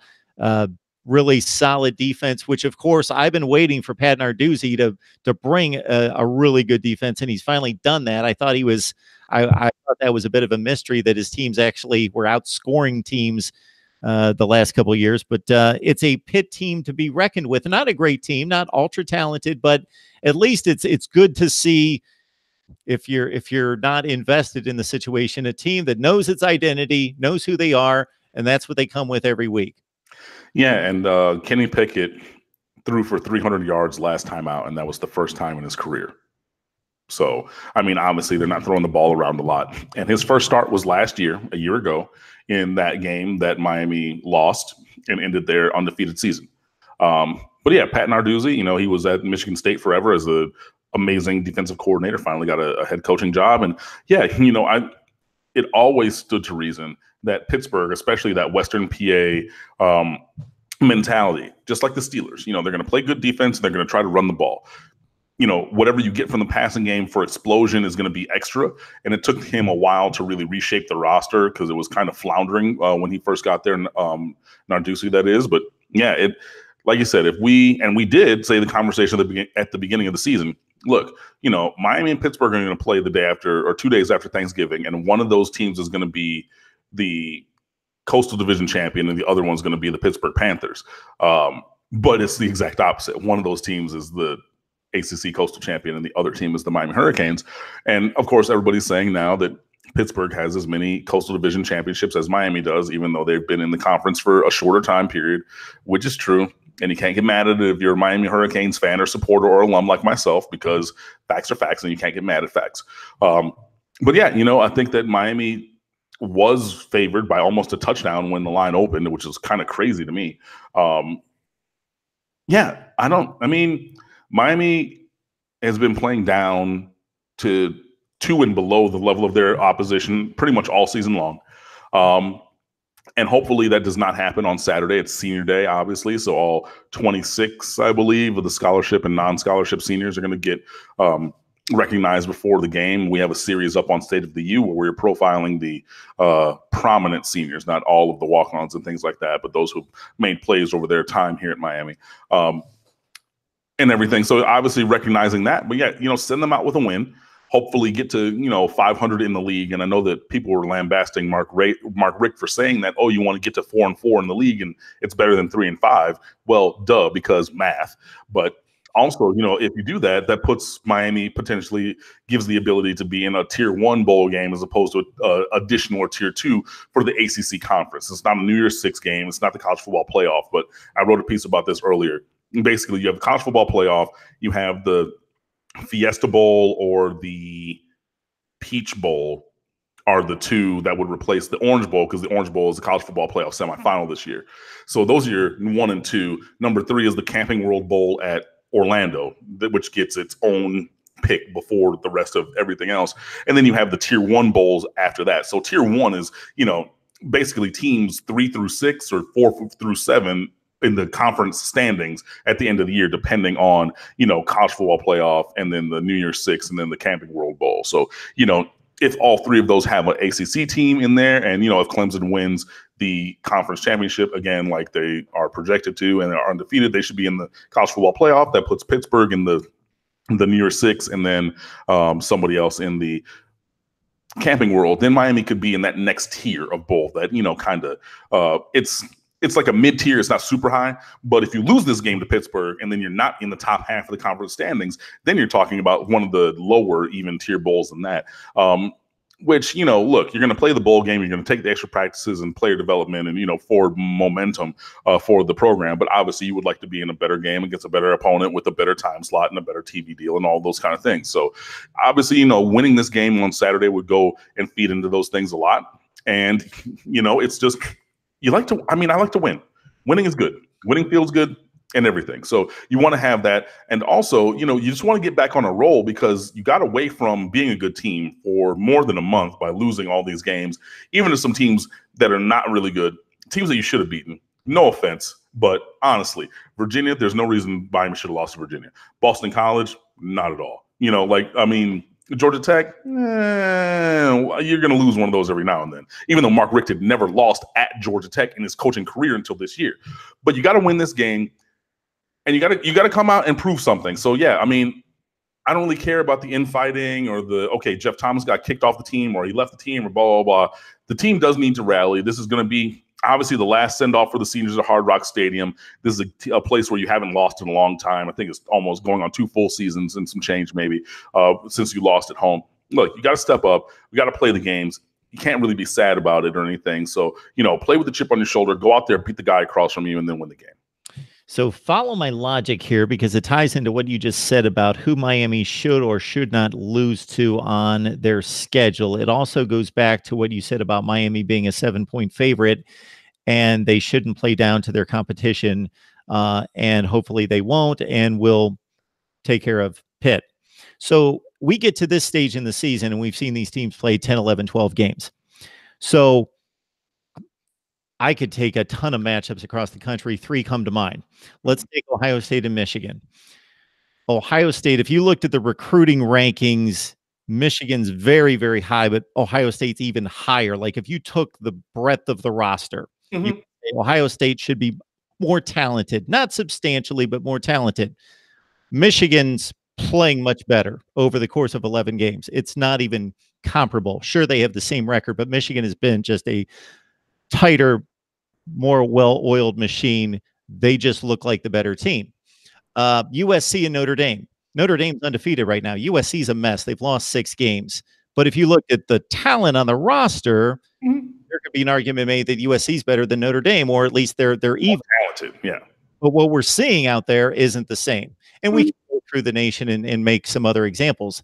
So Pitt, Miami, at this stage of the game, sure, Miami has a more talented, recruited, and signed roster, but is Pitt not the better team? Although, I mean, I know the records are. I mean, right? You can make the argument that they are, obviously, because you are who your record says you are. But Pittsburgh has not necessarily been lighting the world on fire recently. I believe they've lost a game in the not too recent or not too distant past. So, Miami could, and I mean, it shouldn't be an upset to beat Pittsburgh, honestly and truly. Now, Pittsburgh pretty much gave the full blueprint for how to beat Miami when Malik Rozier was the quarterback. So we're gonna, send pressure because he can't read it. He's not really gonna run away from it. We're going to play press man and try to have your receivers beat us. And if you do beat us on the outside, that now means that this quarterback, who's averagely talented at best, needs to hit a perfect throw every time. And Miami was unable to do that. So, yeah, I mean, there are the two issues of roster talent versus demonstrated success or efficiency, execution, whatever you want to call it. So, yeah, I think that obviously Pittsburgh has that identity and they want to execute on defense, and then they want to run the ball and execute that on offense, take up time, shorten the game, because they know that they're not as talented as other teams. So you have to scheme these kind of things, kind of like a Georgia Tech, like a Navy. They're not as talented as other people. So the scheme has to be a thing that, bridges some of that gap. So, I mean, the argument is clearly made that through this season, Pittsburgh was a better team overall. Currently, not necessarily sure about that, but obviously without some talented players, I think that Miami's advantage of talent has been whittled down a little bit. Like I said, there's no scholarship tight ends. That means no freshman All-American Brevin Jordan, who, trust and believe me, is going to be the freshman first-team All-American at tight end. He's arguably the best tight end in the ACC conference already, and he's one of the top 10 probably nationally as a true freshman. Will Mallory also out. Amon Richards, career-ending injury. Jeff Thomas, dismissed, left the team. So you're talking about all these dudes off the top of the roster again, starting caliber players across that board. So now, like I said, some of those things, some of those that talent advantage is gone. Mike Smith, standout backup linebacker, tweaked a knee. He's out for this week and hopefully back for a bowl game. He's one of the seniors on this squad. Mike Pinckney missed last week, suspended. He's going to come back, so he's back in there to replace Mike Smith and everything. So that raises that ceiling of talent. So, on talent, Miami is a better team. If you just put the rosters on, you say, whoa, okay, like this, wow, you look at the high school highlights and everything, cool. But high school is high school and college is college. And Pittsburgh has been executing in conference. And again, you cannot take away from them their 2018 Coastal Division Championship, because they went out and they've won the games and they've done that. So, we'll see which team is better on Saturday. But I think it might be, and a touchdown or, less on a betting line, that's pretty even. You know what I mean? That's not like a Alabama favored by 49.5 against Citadel or something, even though they didn't cover that. But, that's, oh, you're favored by 8 touchdowns. It's like you're playing recess where you're not even counting points. You're counting touchdowns. No, not that. 1 touchdown, that's a possession. That's the last drive. That's a tie game. That's a, 28-21, 35-28, 31-24, a game that's pretty tight. So I don't expect it to be a blowout either way. I think these are two fairly well-matched teams, but in a utopian world with both teams operating at peak efficiency, Miami should win. So Cam, put your neutral hat on here. I'm as best you can. I'm going to try to interpret a 2-part question here, or statement, that he's definitely wanting some feedback on this. Okay. So I'm guessing this is not from a historical standpoint. Who is the premier program in the state of Florida? And then also he's asking who should get the first pick of recruits between Florida, Florida State, Miami? Okay. I don't know if he's asking who's in the best position right now Right. based on the perception and what's going on currently with the coaching staffs and all of that to have their pick. Okay, the preeminent team in the state of Florida for college football right now has to be UCF. I don't like it. They should not be in contention for a national championship, a real national championship, not whatever stupid, Jeff's basement poll gave them that last year. I was a supporter of that, though. I'm not at all. I mean, they're very good and they beat the teams on their roster. They're not going to go through a schedule against the big boys and win all those games. They're not going to do it. I'm not sorry. Like that's how I feel about it. Period. Oh, I agree. Right. But they're going to come back and say, oh, well, teams won't schedule us. Well, no, I'm not going to schedule the best mid-major team over and over and over again. And that's what you are. But you do have to have a clarity of self. So like right now, everybody else in the state of Florida is scuffling. Well, Florida, the University of in Gainesville, they are a close number 2 because they're having the best season out of any other of the 7 teams in the state. Other than UCF. But for now, today, I will have to say that the preeminent team currently is UCF. Now, if we're talking about recruiting, the team that should get more recruits than any or a higher caliber quality should be Miami, because the Tri-County area of Palm Beach, Broward, and Miami-Dade is literally the most fertile recruiting ground in all of America. So even if you're not getting all of the guys, you should get enough of the guys where you have these high caliber players, even if they're only ranked 3 stars because they, only started as a senior because there was another All-American in front of them and of the year before and another All-American before them the year before, and so on and so forth. Miami is in a unique position where those guys can be on campus all the time. Case in point, 4-star defensive back. I like him at safety. Some people say cornerback, whatever. Tyreek Stevenson from Miami Southridge popped up on campus for practice today. I mean, everybody's All-American. It's between Miami and Georgia. He's come out and said that both teams are tied at the lead of his recruitment. And he showed up on the Wednesday before Thanksgiving on campus for an unofficial visit because of proximity. Now, of the best jobs in college, and I've gone over this when somebody said that Oklahoma was a top 3 job or whatever. I don't believe that, first of all. But I think that Florida and Florida State are both top 10 jobs in a vacuum. I think that Miami is probably in that 10 to 16 job, like in a vacuum, like if you just ranked all of the coaching jobs in America. So all these teams should lean on the in-state recruiting, lean on their areas where they dominate recruiting, and then get some other guys. So for not Jacksonville. So Miami should be South Florida, and then you cherry pick around the state. Florida State, they should be Tallahassee, Jacksonville, a little bit in South Florida, because you have a lot of people who are from South Florida who went there and then came back home. So you're going to get a couple guys from here, and then really be in that South Georgia area, because South Georgians, they're Florida State fans because it's closer to Florida State than it is to Georgia. Florida, they should be Orlando, Tampa, where they have Tampa on lock. I mean, nobody should be getting out of Tampa for Florida. I mean, away from Florida. And then a little Jacksonville, and then maybe a little Miami, same way like Florida State should be able to go to Miami and get a couple guys. Now, I know that Miami fans are saying, well, Miami should get everybody. By numbers, you're not going to get everybody.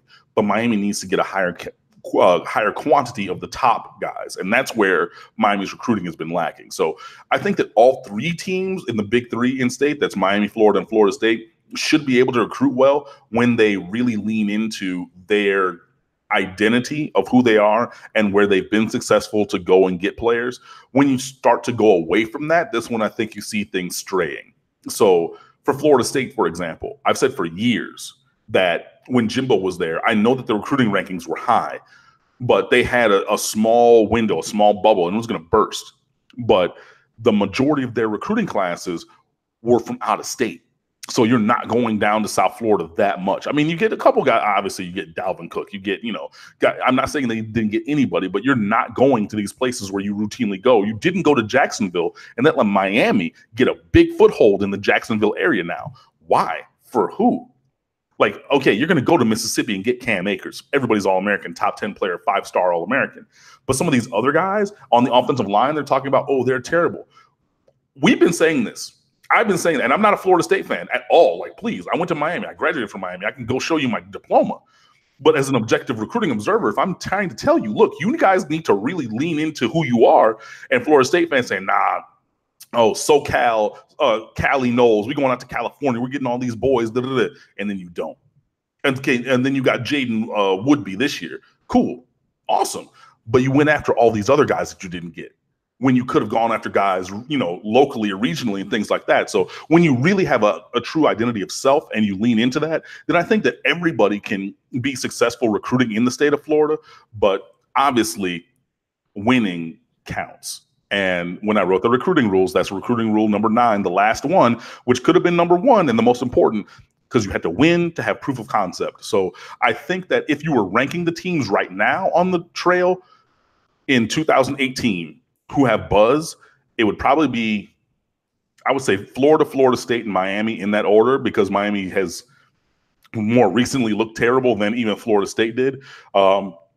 But like I said, everybody should have the ability to really recruit well in the state of Florida if they have a solid game plan, know who they are, and then attack that game plan in a smart way. Got Cam Underwood on the line from State of the U. You got to join him right there and the rest of the crew for Miami football coverage. And, of course, college basketball is underway as well.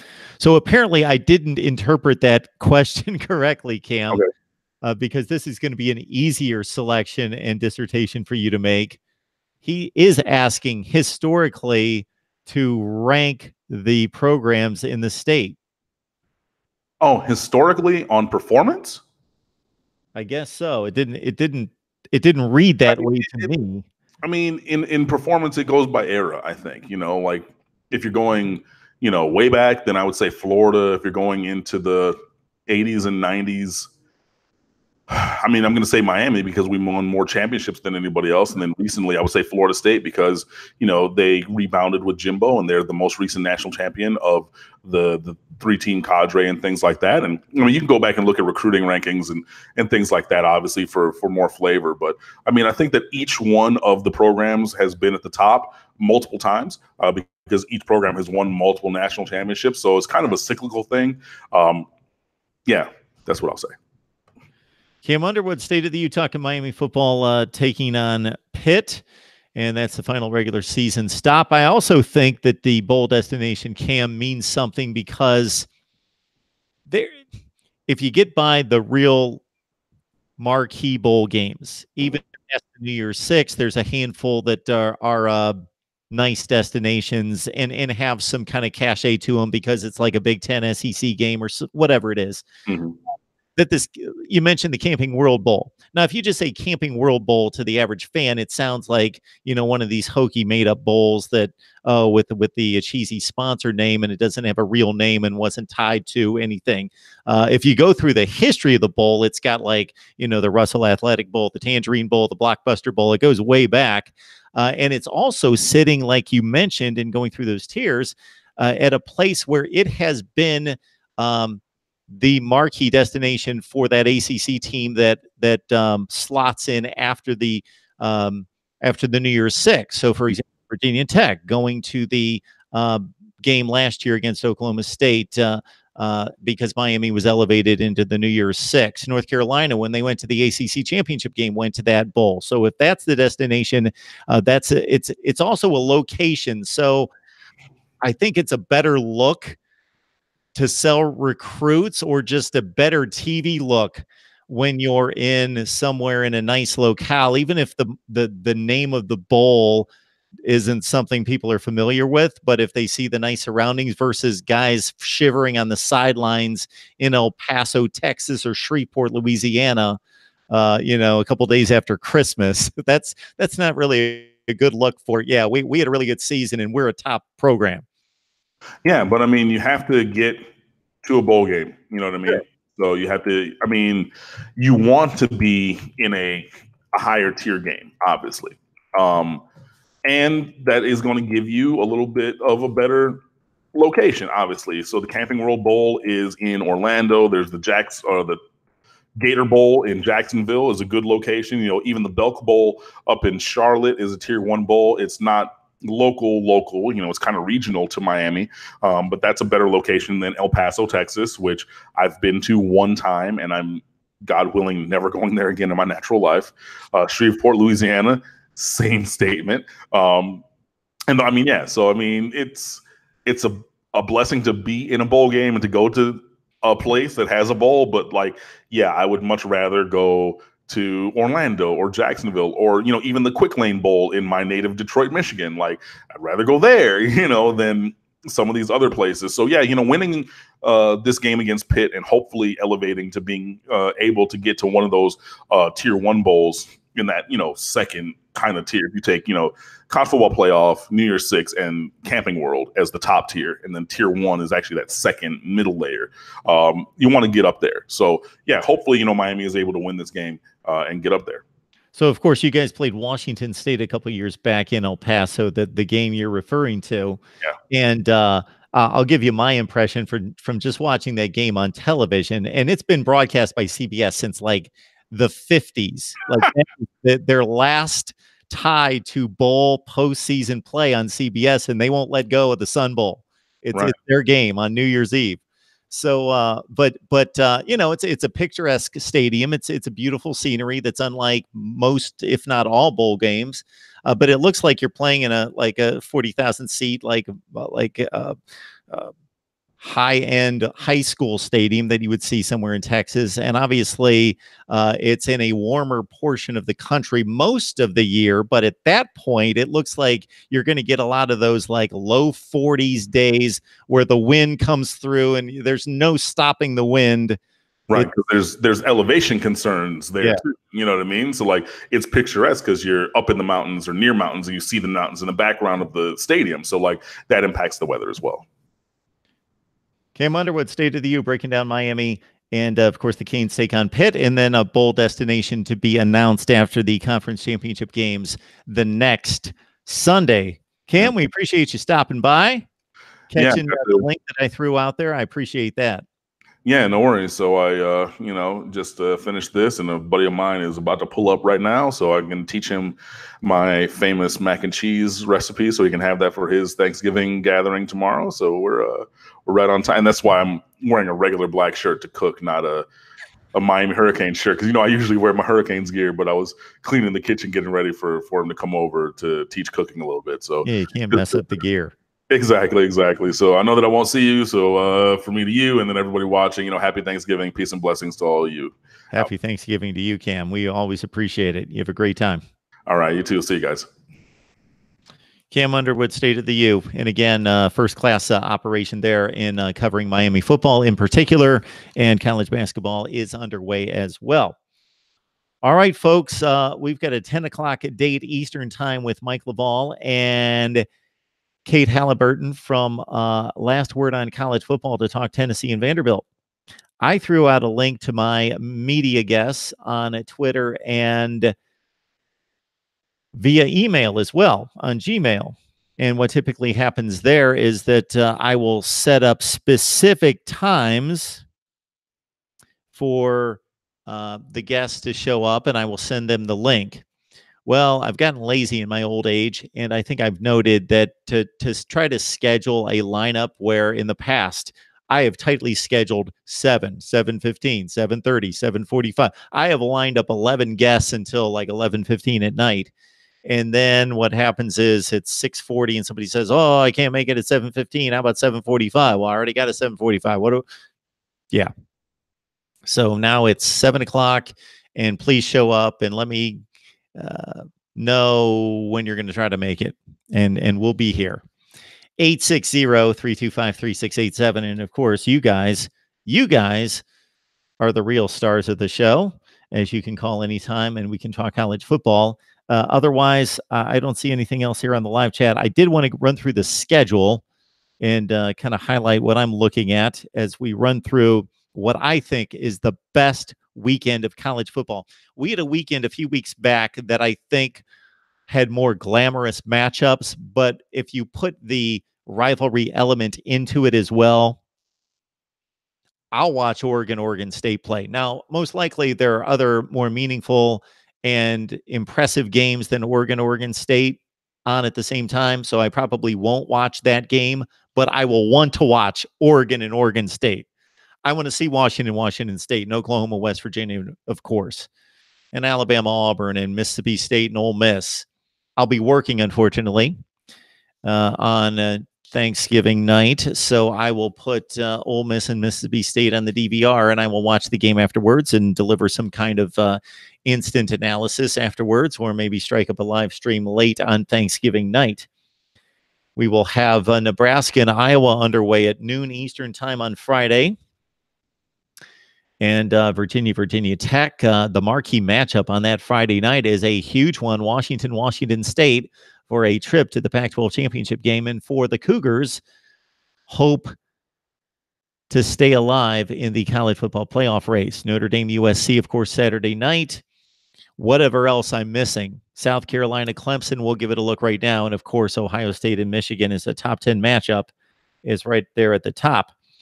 Nick Saban's writing us. Now, this is quite the get right here, to have Nick Saban hang out this patiently in the chat room and not demand time. Nick is writing, Mark, I would like to thank you for not making a Patreon account and uploading exclusive content on there. Uncle Lou does that, and it annoys me. Okay. This is a subject for another time. Uncle Lou does an amazing job. I support him. He has his niche. I think he does a great job. I do it a little bit differently, and that's what makes the world go round, is if we all approached it the same, then that would be boring.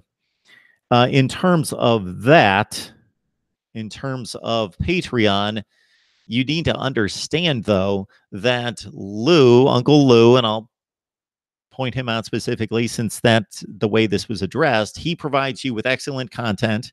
If you're into what he does, then you should be happy. It's free. It's free content. He is attempting to make money. I am attempting to make money. I have a few obstacles right now that are going to come to light a little bit later, unfortunately. But anyway, I am trying to make money for the same reason that we're all trying to make money. But in addition to that, I know by making more money and eventually something that's substantial and sufficient, then I can cut ties with other situations, and then I can provide even more and better content. And so that is one way to do that, to provide that. And I think it's extremely legitimate. And it's something that I've looked at. I've not pursued, but I probably will at some point. And I've not specifically pursued that, but I've looked at it. I've had people suggest it. I see YouTube channels. I can think of one in particular, the Michigan Podcast. Steve Dace, our guy, talks Michigan football, does an amazing job. I caught him on Patreon several months ago, and at that point, I don't know what the subscriber count is. I passed 6,000 a few days ago, and I'm at 7,000 total if you add up my other channels, around 7,000. And at the point that I looked at his Patreon account, Steve had considerably less subscribers, and that's not a comparison in that vein. It's just to make a point. And he looked like he was doing quite well on Patreon. And I thought, well, maybe this is something I should partake in myself to, yes, pay myself, but also to build a business that can provide better content. So I get your point. If I went that route, I would provide it in a way in which I would hopefully not be taking away from what I'm doing here.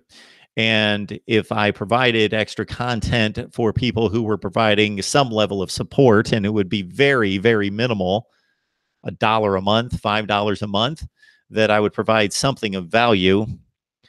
And again, those are a lot of things to be to be determined in the future. But Navy tells me to do what I want. Navy, boy, you don't know how on the mark, nailed down, poignant that comment is. And again, I'm going through a situation right now that I hope doesn't come to light very soon, but it may, if I can avoid it, but in which I'm going to have to address some situations here. All right. Anyway, appreciate you guys joining the live chat. I'm going to look at the schedule. Yeah. That's what I'm going to do. You guys are talking about great rivalry games there. I saw Oklahoma and Nebraska from 71. Johnny Rogers, right? And then the wide right, Florida State, Miami. All right. This schedule is going to be too much to deal with this week. Wow. All right. On Thursday, pretty cut and dry. If you're watching college football at 3:30 in the afternoon, that means you've probably eaten early or you are just really engrossed in Colorado State and Air Force on the CBS Sports Network at 3:30 Eastern Time on Turkey Day. Later on Thanksgiving night, this has become a tradition. Ole Miss, Mississippi State, the Egg Bowl. I was there covering Ole Miss and Mississippi State for 6 or 7 Egg Bowls. Saw some really good games, some really heated, intense contests between those two. One of the later games, I have found the clip on YouTube. It's the 1998 Egg Bowl. It's the 1998 Egg Bowl, so I was there a couple more years after that. But Ole Miss and Tommy Tuberville, no, hang on. 1997 Egg Bowl, because in 98 they played in Oxford, and I remember these stupid things. They were playing at Mississippi State, and I've seen the television replay on ESPN on YouTube, and Mississippi State, Patridge was the kid's last name. I can't remember his first name. Stuart Patridge, Ole Miss quarterback, threw the game-winning touchdown on a slant, 15-14. Ole Miss went for 2, got it, won 15-14, and I was standing like right near the goalpost, right in the back of the end zone. The play was right in front of me, and you can see myself and my cameraman in the back of the end zone. And that struck me at one point in which I was looking at different college football games online, and that was thrown up there, and I thought, oh, I was at that game. And yeah, I remember being in the back of the end zone. Let's see if I can see myself, and it's pretty quick. And there's a few other moments like that where I can see myself. Well, we'll get onto that later. Anyway, on Friday, I will be watching Nebraska and Iowa just because I enjoy that game. I'm well invested in those two programs for whatever reason. I don't know. But it's fairly meaningless. Iowa has played a much better season, but they've had a lot of close losses and near misses. And of course, Nebraska is playing better as of late, and the game's at Kinnick Stadium. At the same time, Texas is playing a huge game, but will not get a whole lot of attention because they're expected to drub Kansas. But Texas needs to win to get to the Big 12 championship game. That game's at noon on FS1. The Nebraska-Iowa game on Fox at noon Eastern Time. All right, later in the day, let me find this game because it will segue into our next guest as we go into Saturday's play, and then I'll catch up with the schedule a little bit later. We have, of course, the battle for the Commonwealth, and I'll be corrected here in a second if I messed up any kind of official title to this rivalry game between Kentucky and Louisville. It's on ESPN2 at 7 o'clock, so a nice little primetime affair with the 15th rated Wildcats taking on a dismal bunch there at Louisville without its head coach in the 2-9 Cardinals. We've got Kevin McGuffey on the line from Last Word on College Football to help us break down the Cats in their quest to better their bowl status and maintain bragging rights in the rivalry. Kevin, are you with us? Yeah, Mark, can you hear me? Yeah, I gotcha. How you doing tonight? I'm doing good. I was trying to do like 2 different things right now, but it's okay. Oh, that's quite all right. That's quite all right. Battle. They call it now. It's a battle for the Governor's Cup. Oh, okay. Are you settled? If you're not, I can yap all night. I'm fine. Yeah, okay. I'm fine. Very good. Very good. So, of course, the last time I believe we left you was following the Georgia loss. And then the offense didn't show up against Tennessee. That had to be a bit disappointing because the Georgia loss was understandable, somewhat expected. Not that you didn't hope to win that game and really have a magical season, but you looked clearly like the second best team in the division most of the season, and then Tennessee jumped up and won that game against your boys. You rebounded last week, although that was a fairly hard-fought game. They got a little bit tighter in the fourth quarter against Middle Tennessee? Yeah, Middle Tennessee. Yeah, the Tennessee game, there's no other way to put it. That just the whole team just laid a giant egg that night. It was just a full scale breakdown of whatever cliche you want to use, epic proportions. But as you said, they came back and recovered. They struggled a little bit. Middle Tennessee's not a bad team. Brent Stockstill is a pretty good quarterback, and he had a pretty good day against the Cats. But they got that win. It's they're 8-3, first 8-win regular season since 1984, and if they can beat Louisville on Saturday, it'll be the first 9-win regular season since 1977. But yeah, like I said, the Tennessee loss was a killer in more ways than one, because more than likely like everybody and like 5 teams in front of them would have to lose now. Knocked them. They were in talks for the one of the New Year's Six games. The Peach Bowl was had been tossed around a lot here. Possibly the Fiesta Bowl. I saw a few bowl projections that had them playing Central Florida, which would have been interesting, I guess. But the thing about playing Central Florida, I think it's a lose-lose situation. So it's like if you play Central Florida and you beat them, it's like, okay, you beat them. But then you play and you lose, and then you end up like Auburn last year, and and they get to hear everybody talk about them. And honestly, I thought Cincinnati would give them a much better game than what they did last week. I was really surprised at how that game turned out. Yeah, I did as well. The more I looked into those two teams and how they had performed going into that, it looked like it was kind of a power versus speed type matchup. And then Cincinnati was playing such good defense and had a wrecking crew of an offensive line and running back. I can't think of the kid's name off the top of my head, but they had run the ball so well, and UCF was so susceptible to big plays in the running game defensively that I thought that it would be one of these back and forth kind of affairs in which UCF's spreading the field and showing the speed advantage versus the power game for Cincinnati. But UCF, they played well on all sides of the football, and the defense has played extremely well recently. The one distinction I'll make, Kevin, in Kentucky facing UCF this year versus Auburn was, Auburn was one game removed from getting to the college football playoff. They were like right there playing for the SEC championship, had just beaten number 1 and then number 1 again 2 weeks later, versus Kentucky. I would think, based on the current pantheon of college football, that a win against UCF would bring quite a bit of respectability.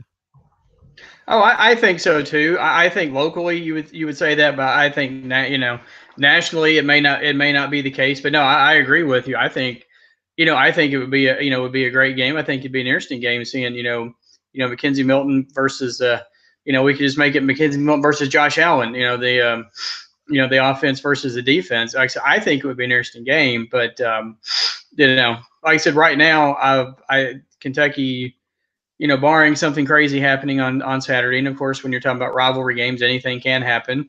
Look, 2 years ago, Kentucky was a 4-touchdown underdog against Louisville and went in, and beat them. But right now, Kentucky seems to be possibly the Citrus Bowl, Outback Bowl, maybe.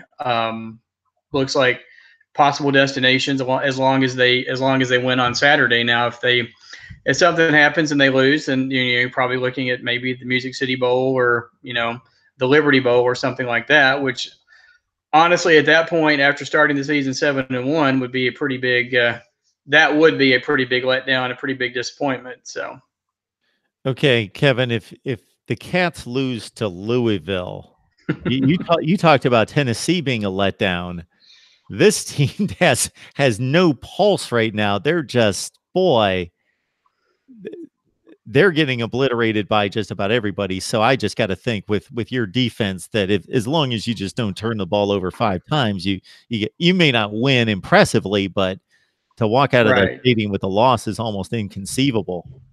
Yeah. The preview that I was working on would probably go up tomorrow, I think, for last word in college football. I was looking at Louisville's, season. They've given up, 5 points, or excuse me, 50 points 5 times already this season. They gave up 66 to Georgia Tech and 77 to Clemson. Now, I'm not saying Kentucky's going to score that many, because Kentucky hasn't scored more than 35 in a game this year. But yeah, I mean, it seems like, like I said, on paper, it should be a good win. It should be, hopefully some stat filling for some of the cats. Benny Snell is now 200. I think it's 207 yards away from breaking the all-time rushing record at Kentucky, and only in 3 seasons. Sonny Collins has held the record since the mid 70s. So he ran for 211 yards against Louisville last year, and Kentucky lost. That was his career high. So, you figure between that and a bowl game, which he says, somebody brought up the question today, or maybe it was yesterday, said, so if Kentucky goes to a bowl game, are you going to sit out and not play? And he's like, no, why would I do that? It's like, I want to play, but I'll pretty much, it's not 100%, but 99.9 that he's going to be gone, after the end of the season. He's not going to be back for his senior year. But Coach Stoops all but alluded to that after the game Saturday. He said, I'm not going to, when we sit down to talk about the NFL, it's not going to be a long conversation, basically. So, yeah, that's unfortunate for us, of course, but it's completely understandable for Benny Snell, who's done an outstanding job. And especially at the running back position, you don't want to see these kids get too beat up and pretty much take all their hits and all those rushing attempts in college and get to the pros. And within 3 seasons, that's the end of the knees and the right. back and just taking that kind of a toll on that position in particular. You tweeted something out or posted on Facebook the other day about possibly the way things were lining up, getting a rematch against Northwestern. Of course, that was a controversial game in which the Wildcats pulled it out 24-23. Those Wildcats pulled it out 24-23 in the Music City Bowl. An entertaining game, but a game that with no dog in the fight, I still felt kind of empty in regards to, not that Northwestern wouldn't have won the game otherwise, but you don't know, and you hate to feel like, well, this was kind of taken out of the players' hands. And you made the statement, do we want to see this matchup again? And my response was, well, just so we don't get the same officiating through this time around. Right. Yeah. The other thing I have up right now, another plug for last word in college football. I was taking over, kind of doing like a bowl projection thing, and that's what I have. I have Kentucky Northwestern, playing in the Citrus Bowl, and I think something along the lines. I said, Kentucky fans, especially Benny Snell, would probably like this rematch, and hopefully no Pac-12 officials this time. So, but yeah, no, I think. Kentucky fans, they travel, football, they travel well.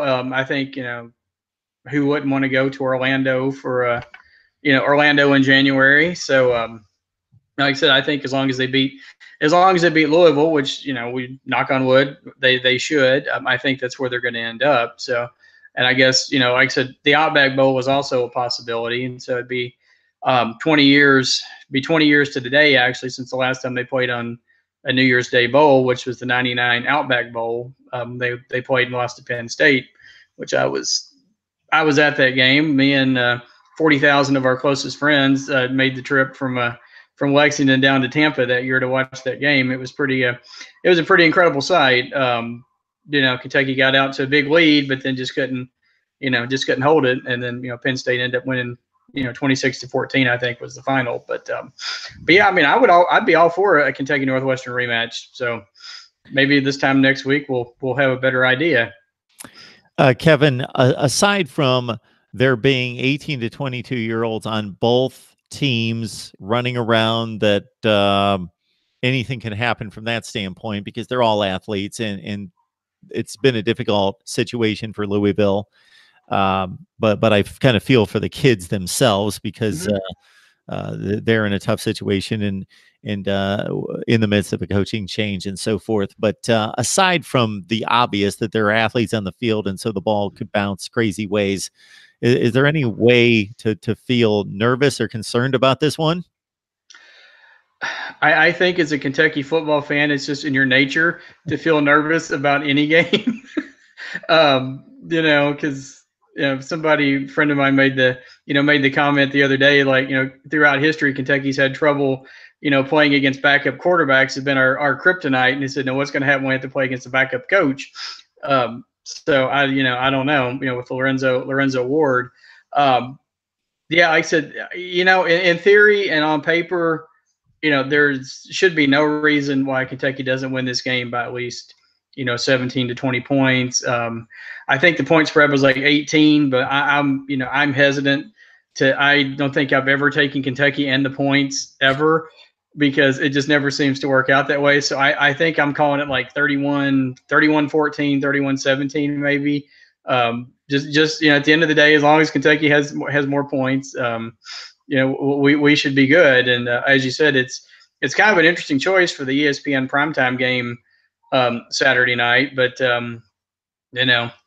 like I said, yeah, obviously Alabama and Auburn will be on CBS, and then I think Florida and Florida State maybe on ABC or Georgia and Georgia Tech. I can't remember. But anyway, when they announced the game as like ESPN, we were all just like, huh, okay. But it's great to be on on the actual the main network, but it just seemed like an odd choice for for a game. Is it ESPN or ESPN2? I thought it was ESPN. I could be wrong. Maybe it is ESPN2, but maybe it's ESPN Ocho. I don't know. That's right.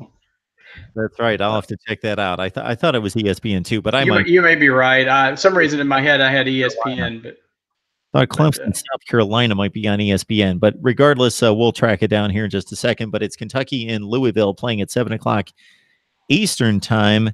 And are there any other games around that you're especially interested in this weekend, whether it be from the standpoint of a rooting standpoint or just this is going to be a huge game? This is going to be fascinating. To me, the most interesting game of the weekend is West Virginia and Oklahoma. That's probably the one. Of course, that's I think Friday night. That's a game I'm probably going to be most interested in. Ohio State and Michigan. I think that's going to be an interesting game. We'll see. We'll see what happens there. I think Michigan wins that game. Sorry to all the Ohio State fans out there, but obviously I'll be paying attention to the games. The SEC games. It's that rivalry. It's that rivalry game now. It used to be every year. You were talking about rivalries earlier. It used to be Kentucky and Tennessee. Finish the season every year. Now that they moved that was I think maybe 3 or 4 years ago now, where the ACC, as many of the ACC teams and the SEC teams, meet on that last weekend. Like I said, Florida State, be interested in just because Florida's kind of right there, a couple of spots ahead of Kentucky in the rankings. And like I said, I think I'd read somewhere somebody had figured out how Kentucky could still make it to like a New Year's Six game. It was like, West Virginia had to win. I think Michigan has to win. Washington has to beat Washington State. That's another game I'm interested in.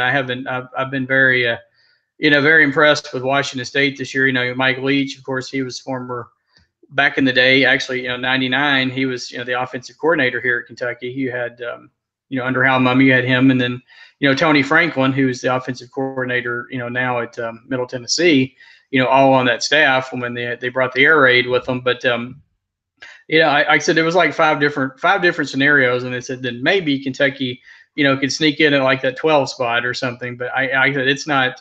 I don't think it's going to happen. But the Citrus Bowl, or if it's either one of those, a January 1st bowl game is great for Kentucky football. There's no other way around it. So, Kevin, we don't want you to miss the first few plays of the game. So the game's on ESPN2. Okay, it was ESPN2. All right, that makes more sense.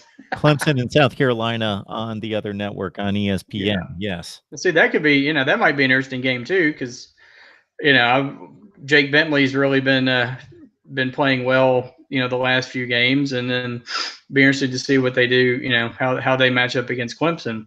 But yeah, we'll be like I said, Kentucky. Like I said, Kentucky fans were just always cautiously optimistic. It's just our nature.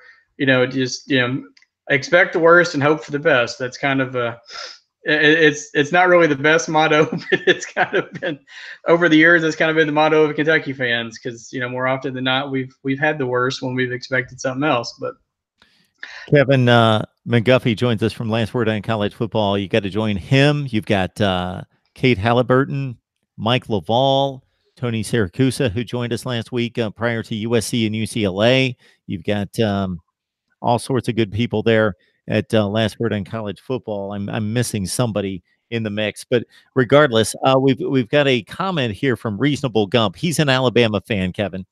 Okay, so cut him some slack there. So I don't know if he's testing you. I don't know if this is a trivia question or if he truly can't come up with this. He's asking if Kevin knows what year and what head coach when Kentucky beat the #1 Oklahoma Sooners and have been retroactively awarded in a national championship by the Sagarin rating. So this may be some odd joke or something. I don't know when this would have occurred. Yeah, it was 1951. Okay, there you go. It was the night or after the 1950 season when Bear Bryant was still here. Okay, Bear Bryant at Kentucky, and then they beat Oklahoma, and I think snapped however many game it was winning streak, and then like I said, retroactively the Sagarin people gave them awarded Kentucky the championship. But I'm pretty sure it was after the 1950 season, so it would have been the 1951 Sugar Bowl. So okay, so the 1950 season. Okay. I'm 99.9% sure on that one. So, yeah, because there was a stretch of like 3 years in a row where Kentucky went to like New Year's Day bowl games. When Coach Bryant was here, and then I think after the 52, I think it's either the 52 or 53 seasons when he left A&M or left to go to Texas A&M, and then kind of things went downhill. They stayed pretty good for a while, then went downhill. After that, but I'm 99% sure it was 1950 after the 50 season. I did a Wikipedia search and I'm looking at conference standings and they look nothing like what we currently see. I'm looking, you've got the Big 7, the Big 9, the Border Conference, the Missouri Valley Conference.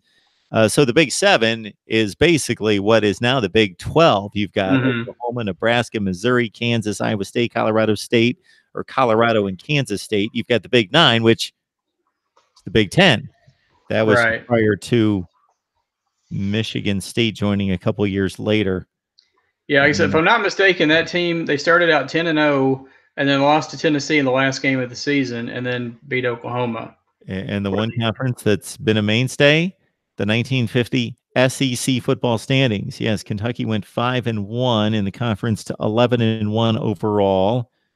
And yes, there's a note here that yes, the Kentucky 1950 Kentucky team that lost one game, final game of the season against number 9 Tennessee, and then they rallied to beat Oklahoma in the Sugar Bowl. There it is.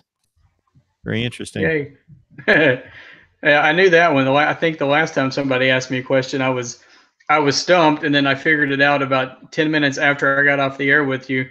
And then because somebody was asking about stealing coaches from Nebraska, and I was like, I couldn't figure out who it was. And he was talking about Vince Marrow, Kentucky's tight end coach and recruiting coordinator, because he was at Nebraska at the time when Mark Stoops got hired, and then he's been just incredible for this program. But that's a story for another day. So at least I got that one right. So now here's something, Kevin, and then we'll lay off the 1951 talk.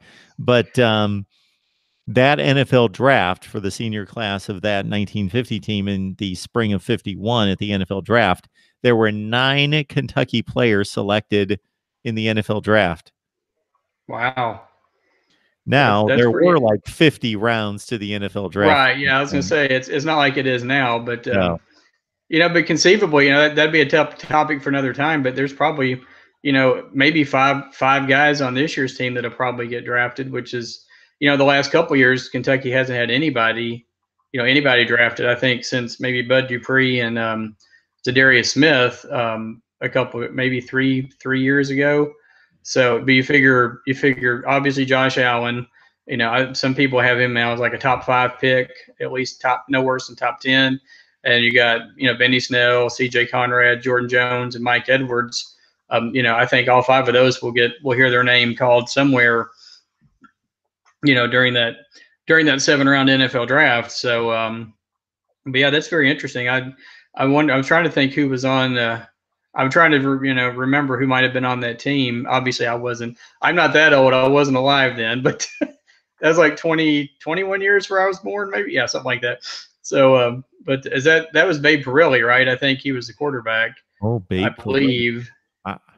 I don't see him getting drafted, but okay. Because I think George Blanda, I think, was the quarterback before that, but I could be wrong on that. But. Yeah, see, there's a good call. So for whatever reason, because I remember odd facts, I do know that George Blanda's NFL career spanned from 1949 to 75. Right. But yeah, I don't see Babe Parilli. I would think Babe Parilli was a little bit later because he played on the Green Bay teams at like Super Bowl I, Super Bowl II. He was like in that. Right. That makes sense. So George Blanda could have been the quarterback then. Like I said, I can't remember. I don't remember. I looked this up like at one point a couple years ago. I did this Kentucky football Mount Rushmore thing, which was, you know, learned a lot about, you know, about the history of the school in doing that. So it was I did like a top 4 and then like a second 4. And I think one of them, I think Parilli might have been on the first 4 and George Blanda was on the second 4, which just because, you know, Parilli had a much better career at Kentucky, but then, you know, George Blanda obviously went on to be, you know, for a long time he was the NFL's all-time leading scorer, I think. Yeah. Yes, he was. Yeah, Babe Parilli, quarterback, 5 seasons in the NFL, Canadian League, AFL, et cetera, played college football at the University of Kentucky, finished 4th in the Heisman balloting in 1950. There you go. 3rd in 51. All right. With the Wildcats to the 51 Sugar Bowl and the 52 Cotton Bowl. So he was in the top 3 in the Heisman balloting and the top 4. Wow. Cool. Pretty significant. There you go. We're going to speed up to 2018. And anything else we need to know about this Kentucky football team as we possibly see this game against Louisville before it gets out of hand, and then look forward to a bowl appearance. Yeah, I can't think of anything else off the top of my head. Just, you know, it's one of those games you want to win. You want to just not get anybody. Of course, you want any game. You just want not to get anybody hurt. You know, last year's game got a little crazy and a little out of hand.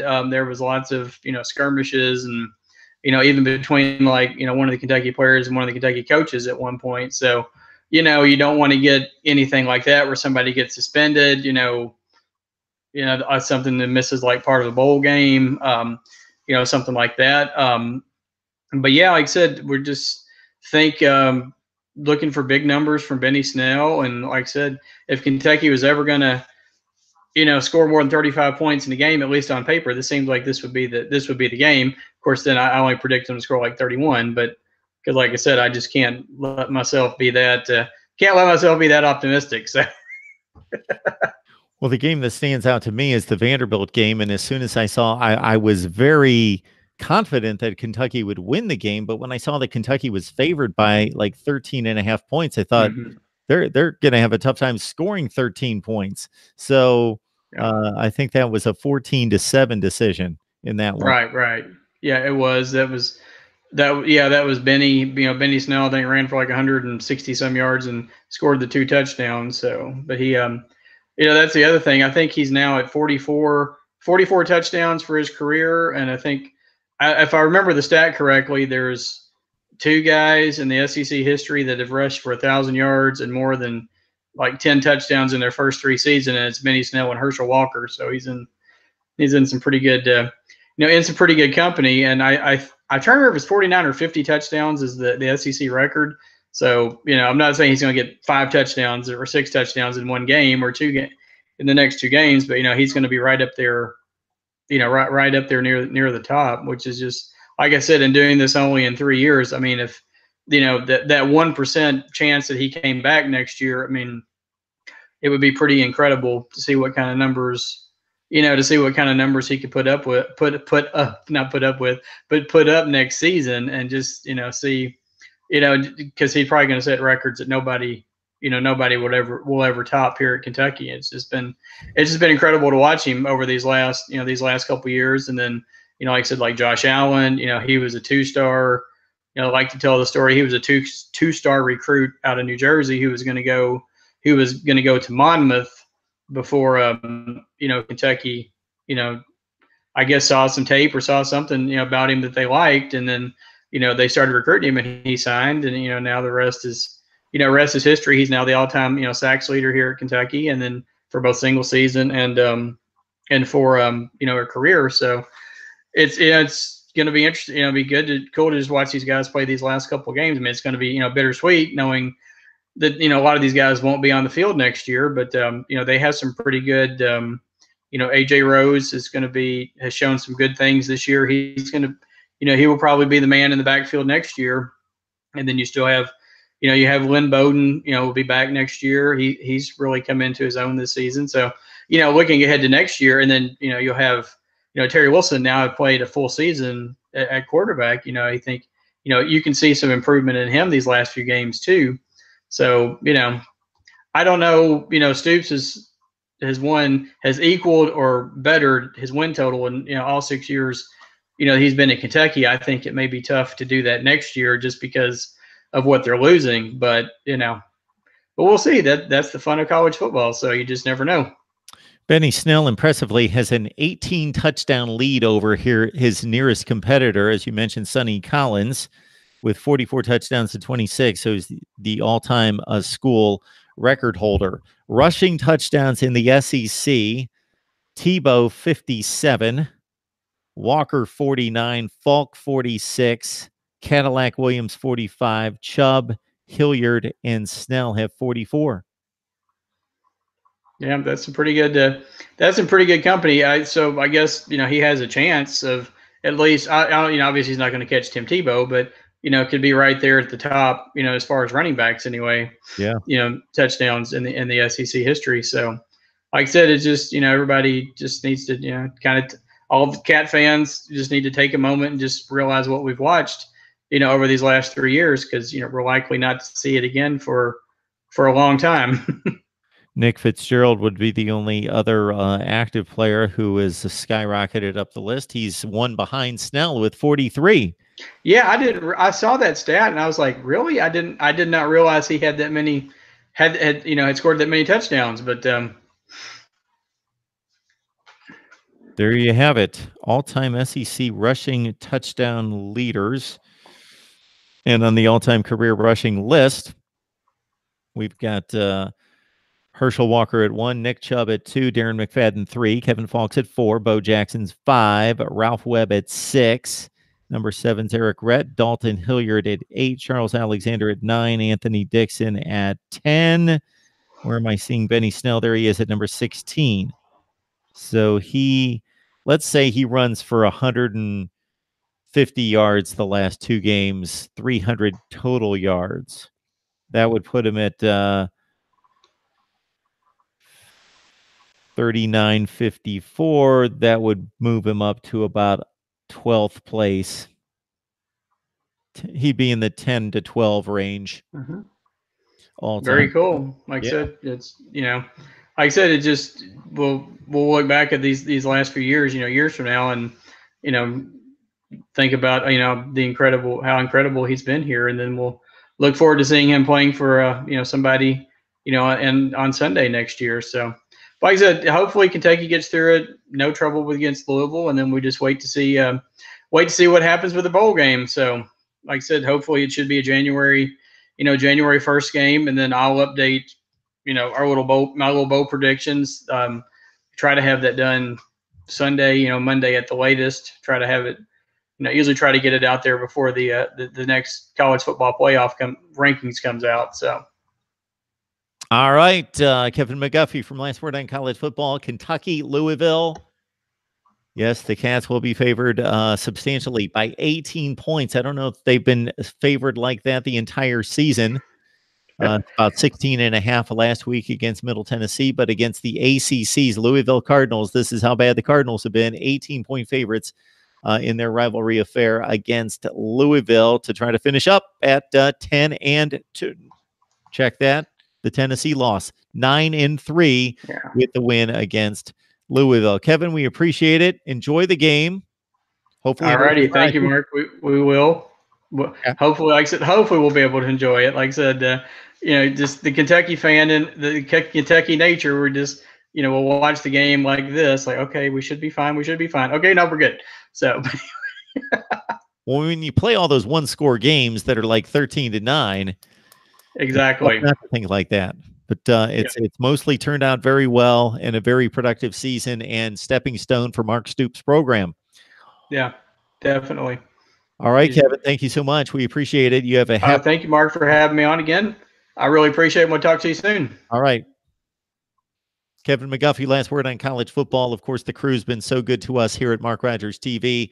Mike Laval, Kate Halliburton, they come up at 10 o'clock Eastern time to talk Tennessee and Vandy. So I guess it being 9:38 right now, I'm going to hang on. I was thinking about shutting down before Kevin jumped on if I didn't have any phone calls and coming back at 10 o'clock Eastern time. So the spaghetti will wait, and we'll talk some college football for about 20 minutes and take your calls at 860-325-3687. And then I will turn it over to Mike and Kate to talk Tennessee and Vanderbilt at 10 o'clock Eastern time.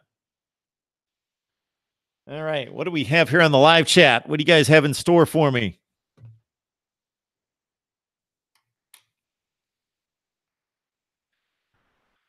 Trash talking, trash talking, trash talking. Not talking trash to each other, just talking about trash talking. I see that. All right. Number one Indy fan. Talking about the logistics of the live chat. Interesting. All right. Let's get back to the schedule.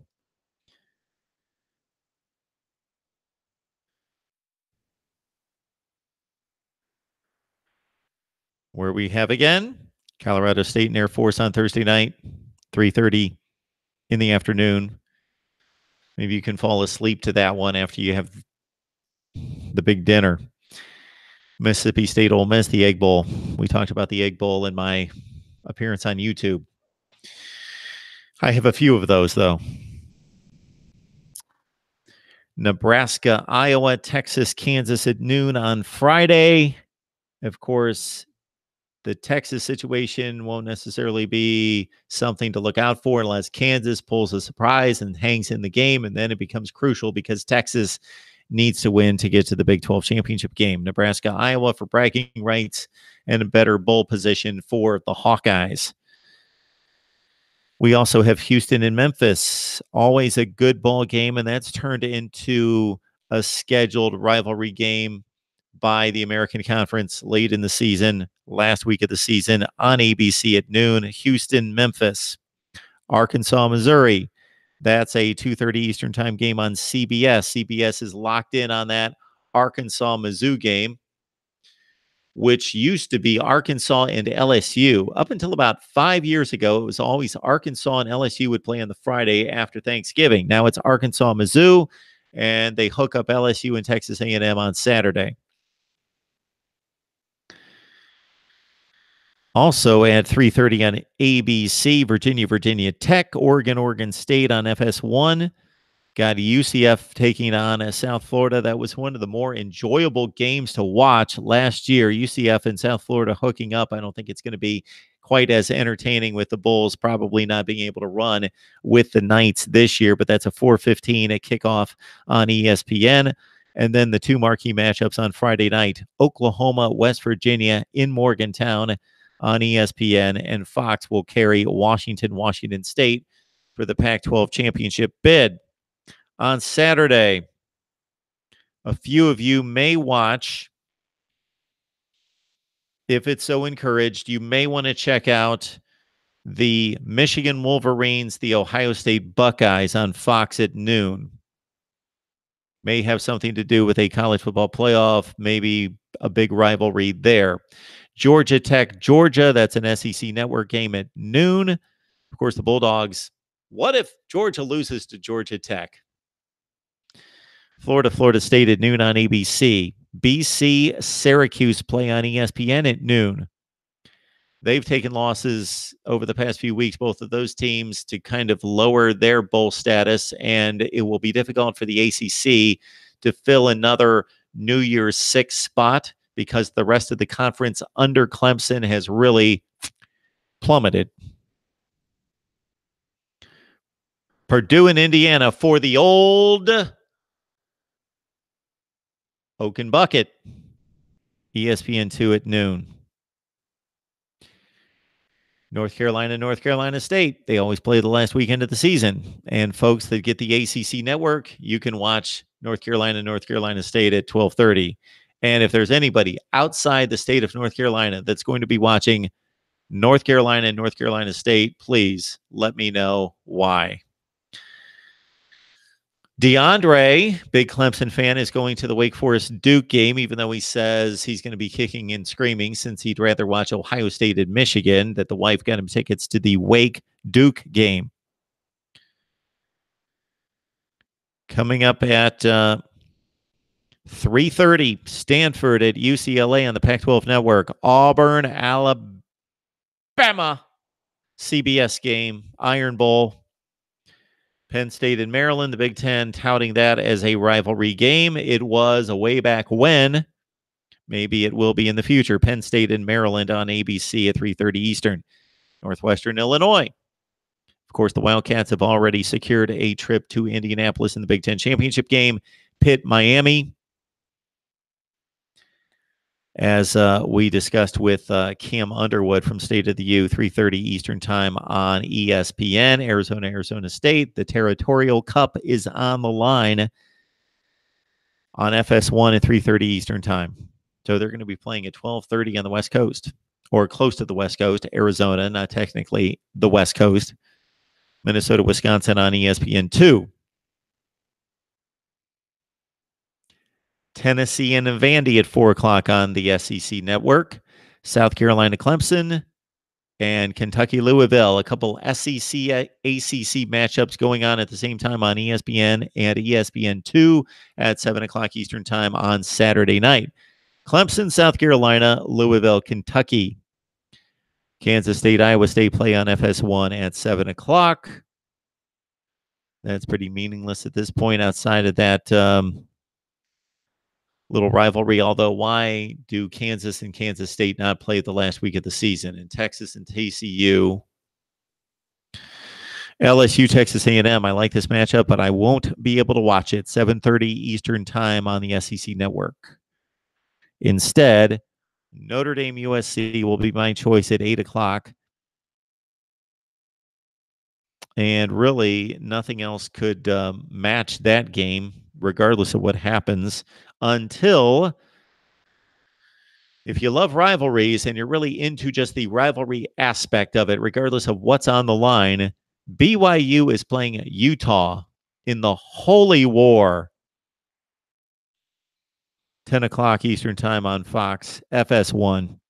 And then ESPN takes what is going to be a tremendous Group of 5 game in the Mountain West to wrap up the weekend. Thursday, Friday, Saturday night, 10:15 Eastern time. And we'll probably be right here talking about all the big games from the day and wrapping it up. And I will be enjoying your phone calls, of course, as I typically do.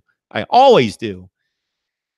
But probably trying to get us off the air so I can catch the back half of Utah State, number 21 in the country with 1 loss. Boise State, number 23 with 2 losses. Huge game in the Mountain West. Boise, Utah State, 10:15 Eastern time on ESPN. All right. I am going to contact Mike and Kate to see if they would like to actually have our Tennessee Vandy discussion a little bit early. And meanwhile, I will take calls at 860-325-3687.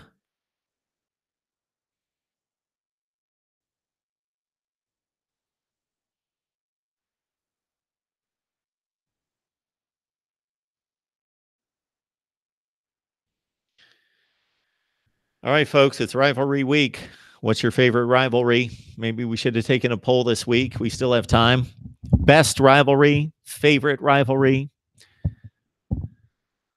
As I mentioned during one of the videos I cut this week, and please check them out. Ohio State, Michigan's here on Mark Rogers TV, the voice of college football. Also, right here, Alabama, Auburn, and over at SG1 Sports, I predicted the USC and Notre Dame game. And I will get to as many more games as I possibly can over the next few days.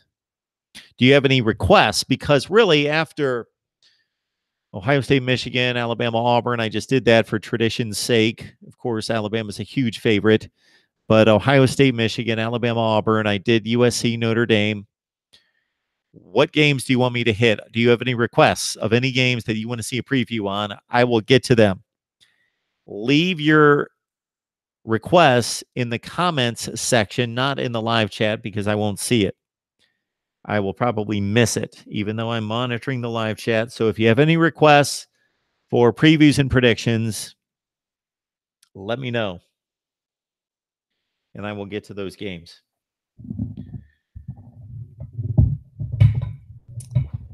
Reasonable Gump believes that the Iron Bowl's the best, as we discussed, and that his personal favorite is Alabama and LSU.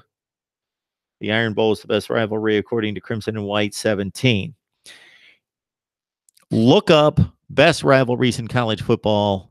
Google that at some point. Of course, you want to keep it right here, Mark Rogers TV, the voice of college football. But otherwise, and you're going to see a zillion polls, and I would be shocked if there would be any other rivalry mentioned besides Ohio State and Michigan, number one, or Auburn, Alabama, number one. That there would be any other list where by any other writer or broadcaster who's got a reasonable take and a brain in his head that is going to come up with another game. Army, Navy, separate. That's a completely different category. We don't have NFL players on the field. It's not about football. It's about country. It's about patriotism. Different deal. That's in a different category, and rightfully so. It can't be compared from a football standpoint. It can't be compared, and the other rivalries cannot compare from the standpoint of patriotism and loyalty to country. Army, Navy, it's just different. But if we're just talking about football playing schools, Alabama, Auburn, Ohio State, Michigan, I can't in any way. I just got to think that I would argue anyone under the table who would bring up any other rivalry that would challenge those two. Now, if we were sitting here in 1985 and somebody wanted to bring up Oklahoma, Nebraska, Navy Thomas, Oklahoma, Nebraska, that would be another thing. USC, UCLA is a tremendous rivalry, but it doesn't compare to those two. It just doesn't factor that heavily into national rankings and national championships and impact on the game and the landscape. UCLA just has not been that good, and it just doesn't have the intensity.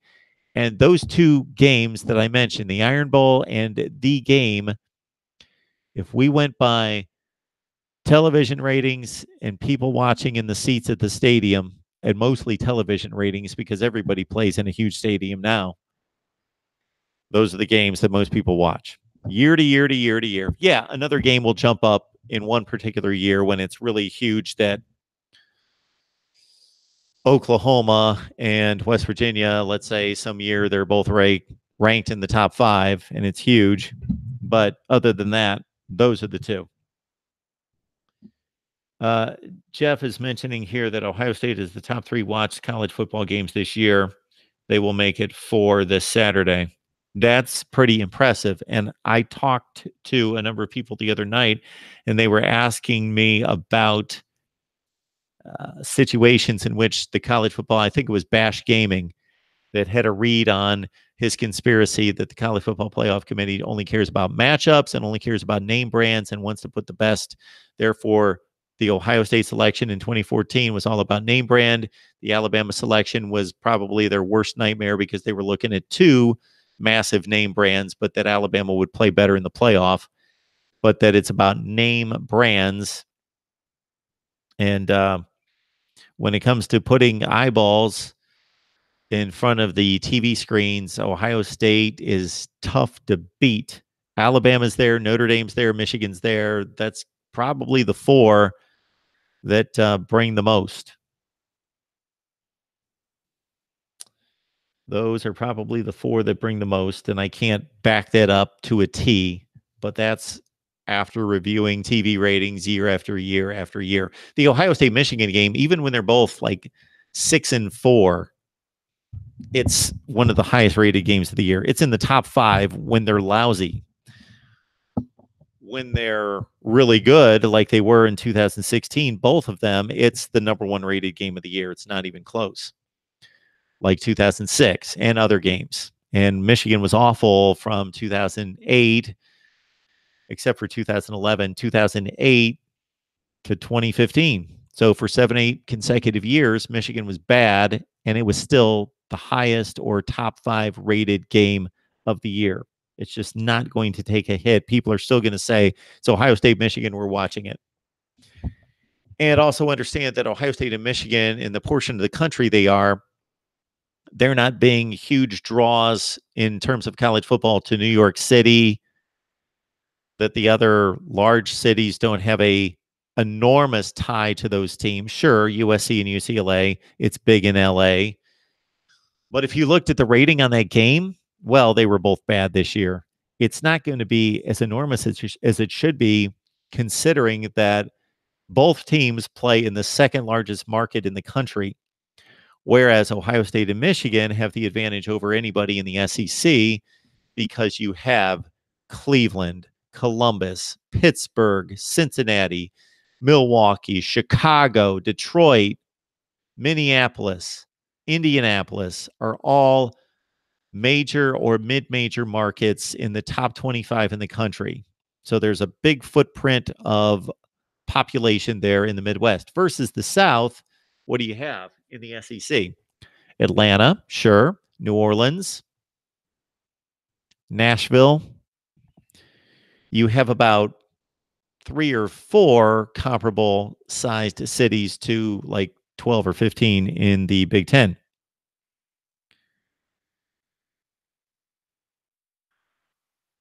Okay, we're going to get our folks set up here for the live stream. And what we may do, I may have simultaneous live streams. I don't know if I can do that. Never mind. I am going to send another, as we only have one other subject to hit, unless somebody wants to call me. Tennessee and Vandy coming up with last word on college football. So I am going to be setting up another link. I hate to do this because we've got, we only have a few folks left on here. So if you want to hear myself, Mike Laval, and Kate Halliburton from Last Word on College Football discuss Tennessee and Vandy, we will be doing so in just 2 or 3 minutes right here, same location.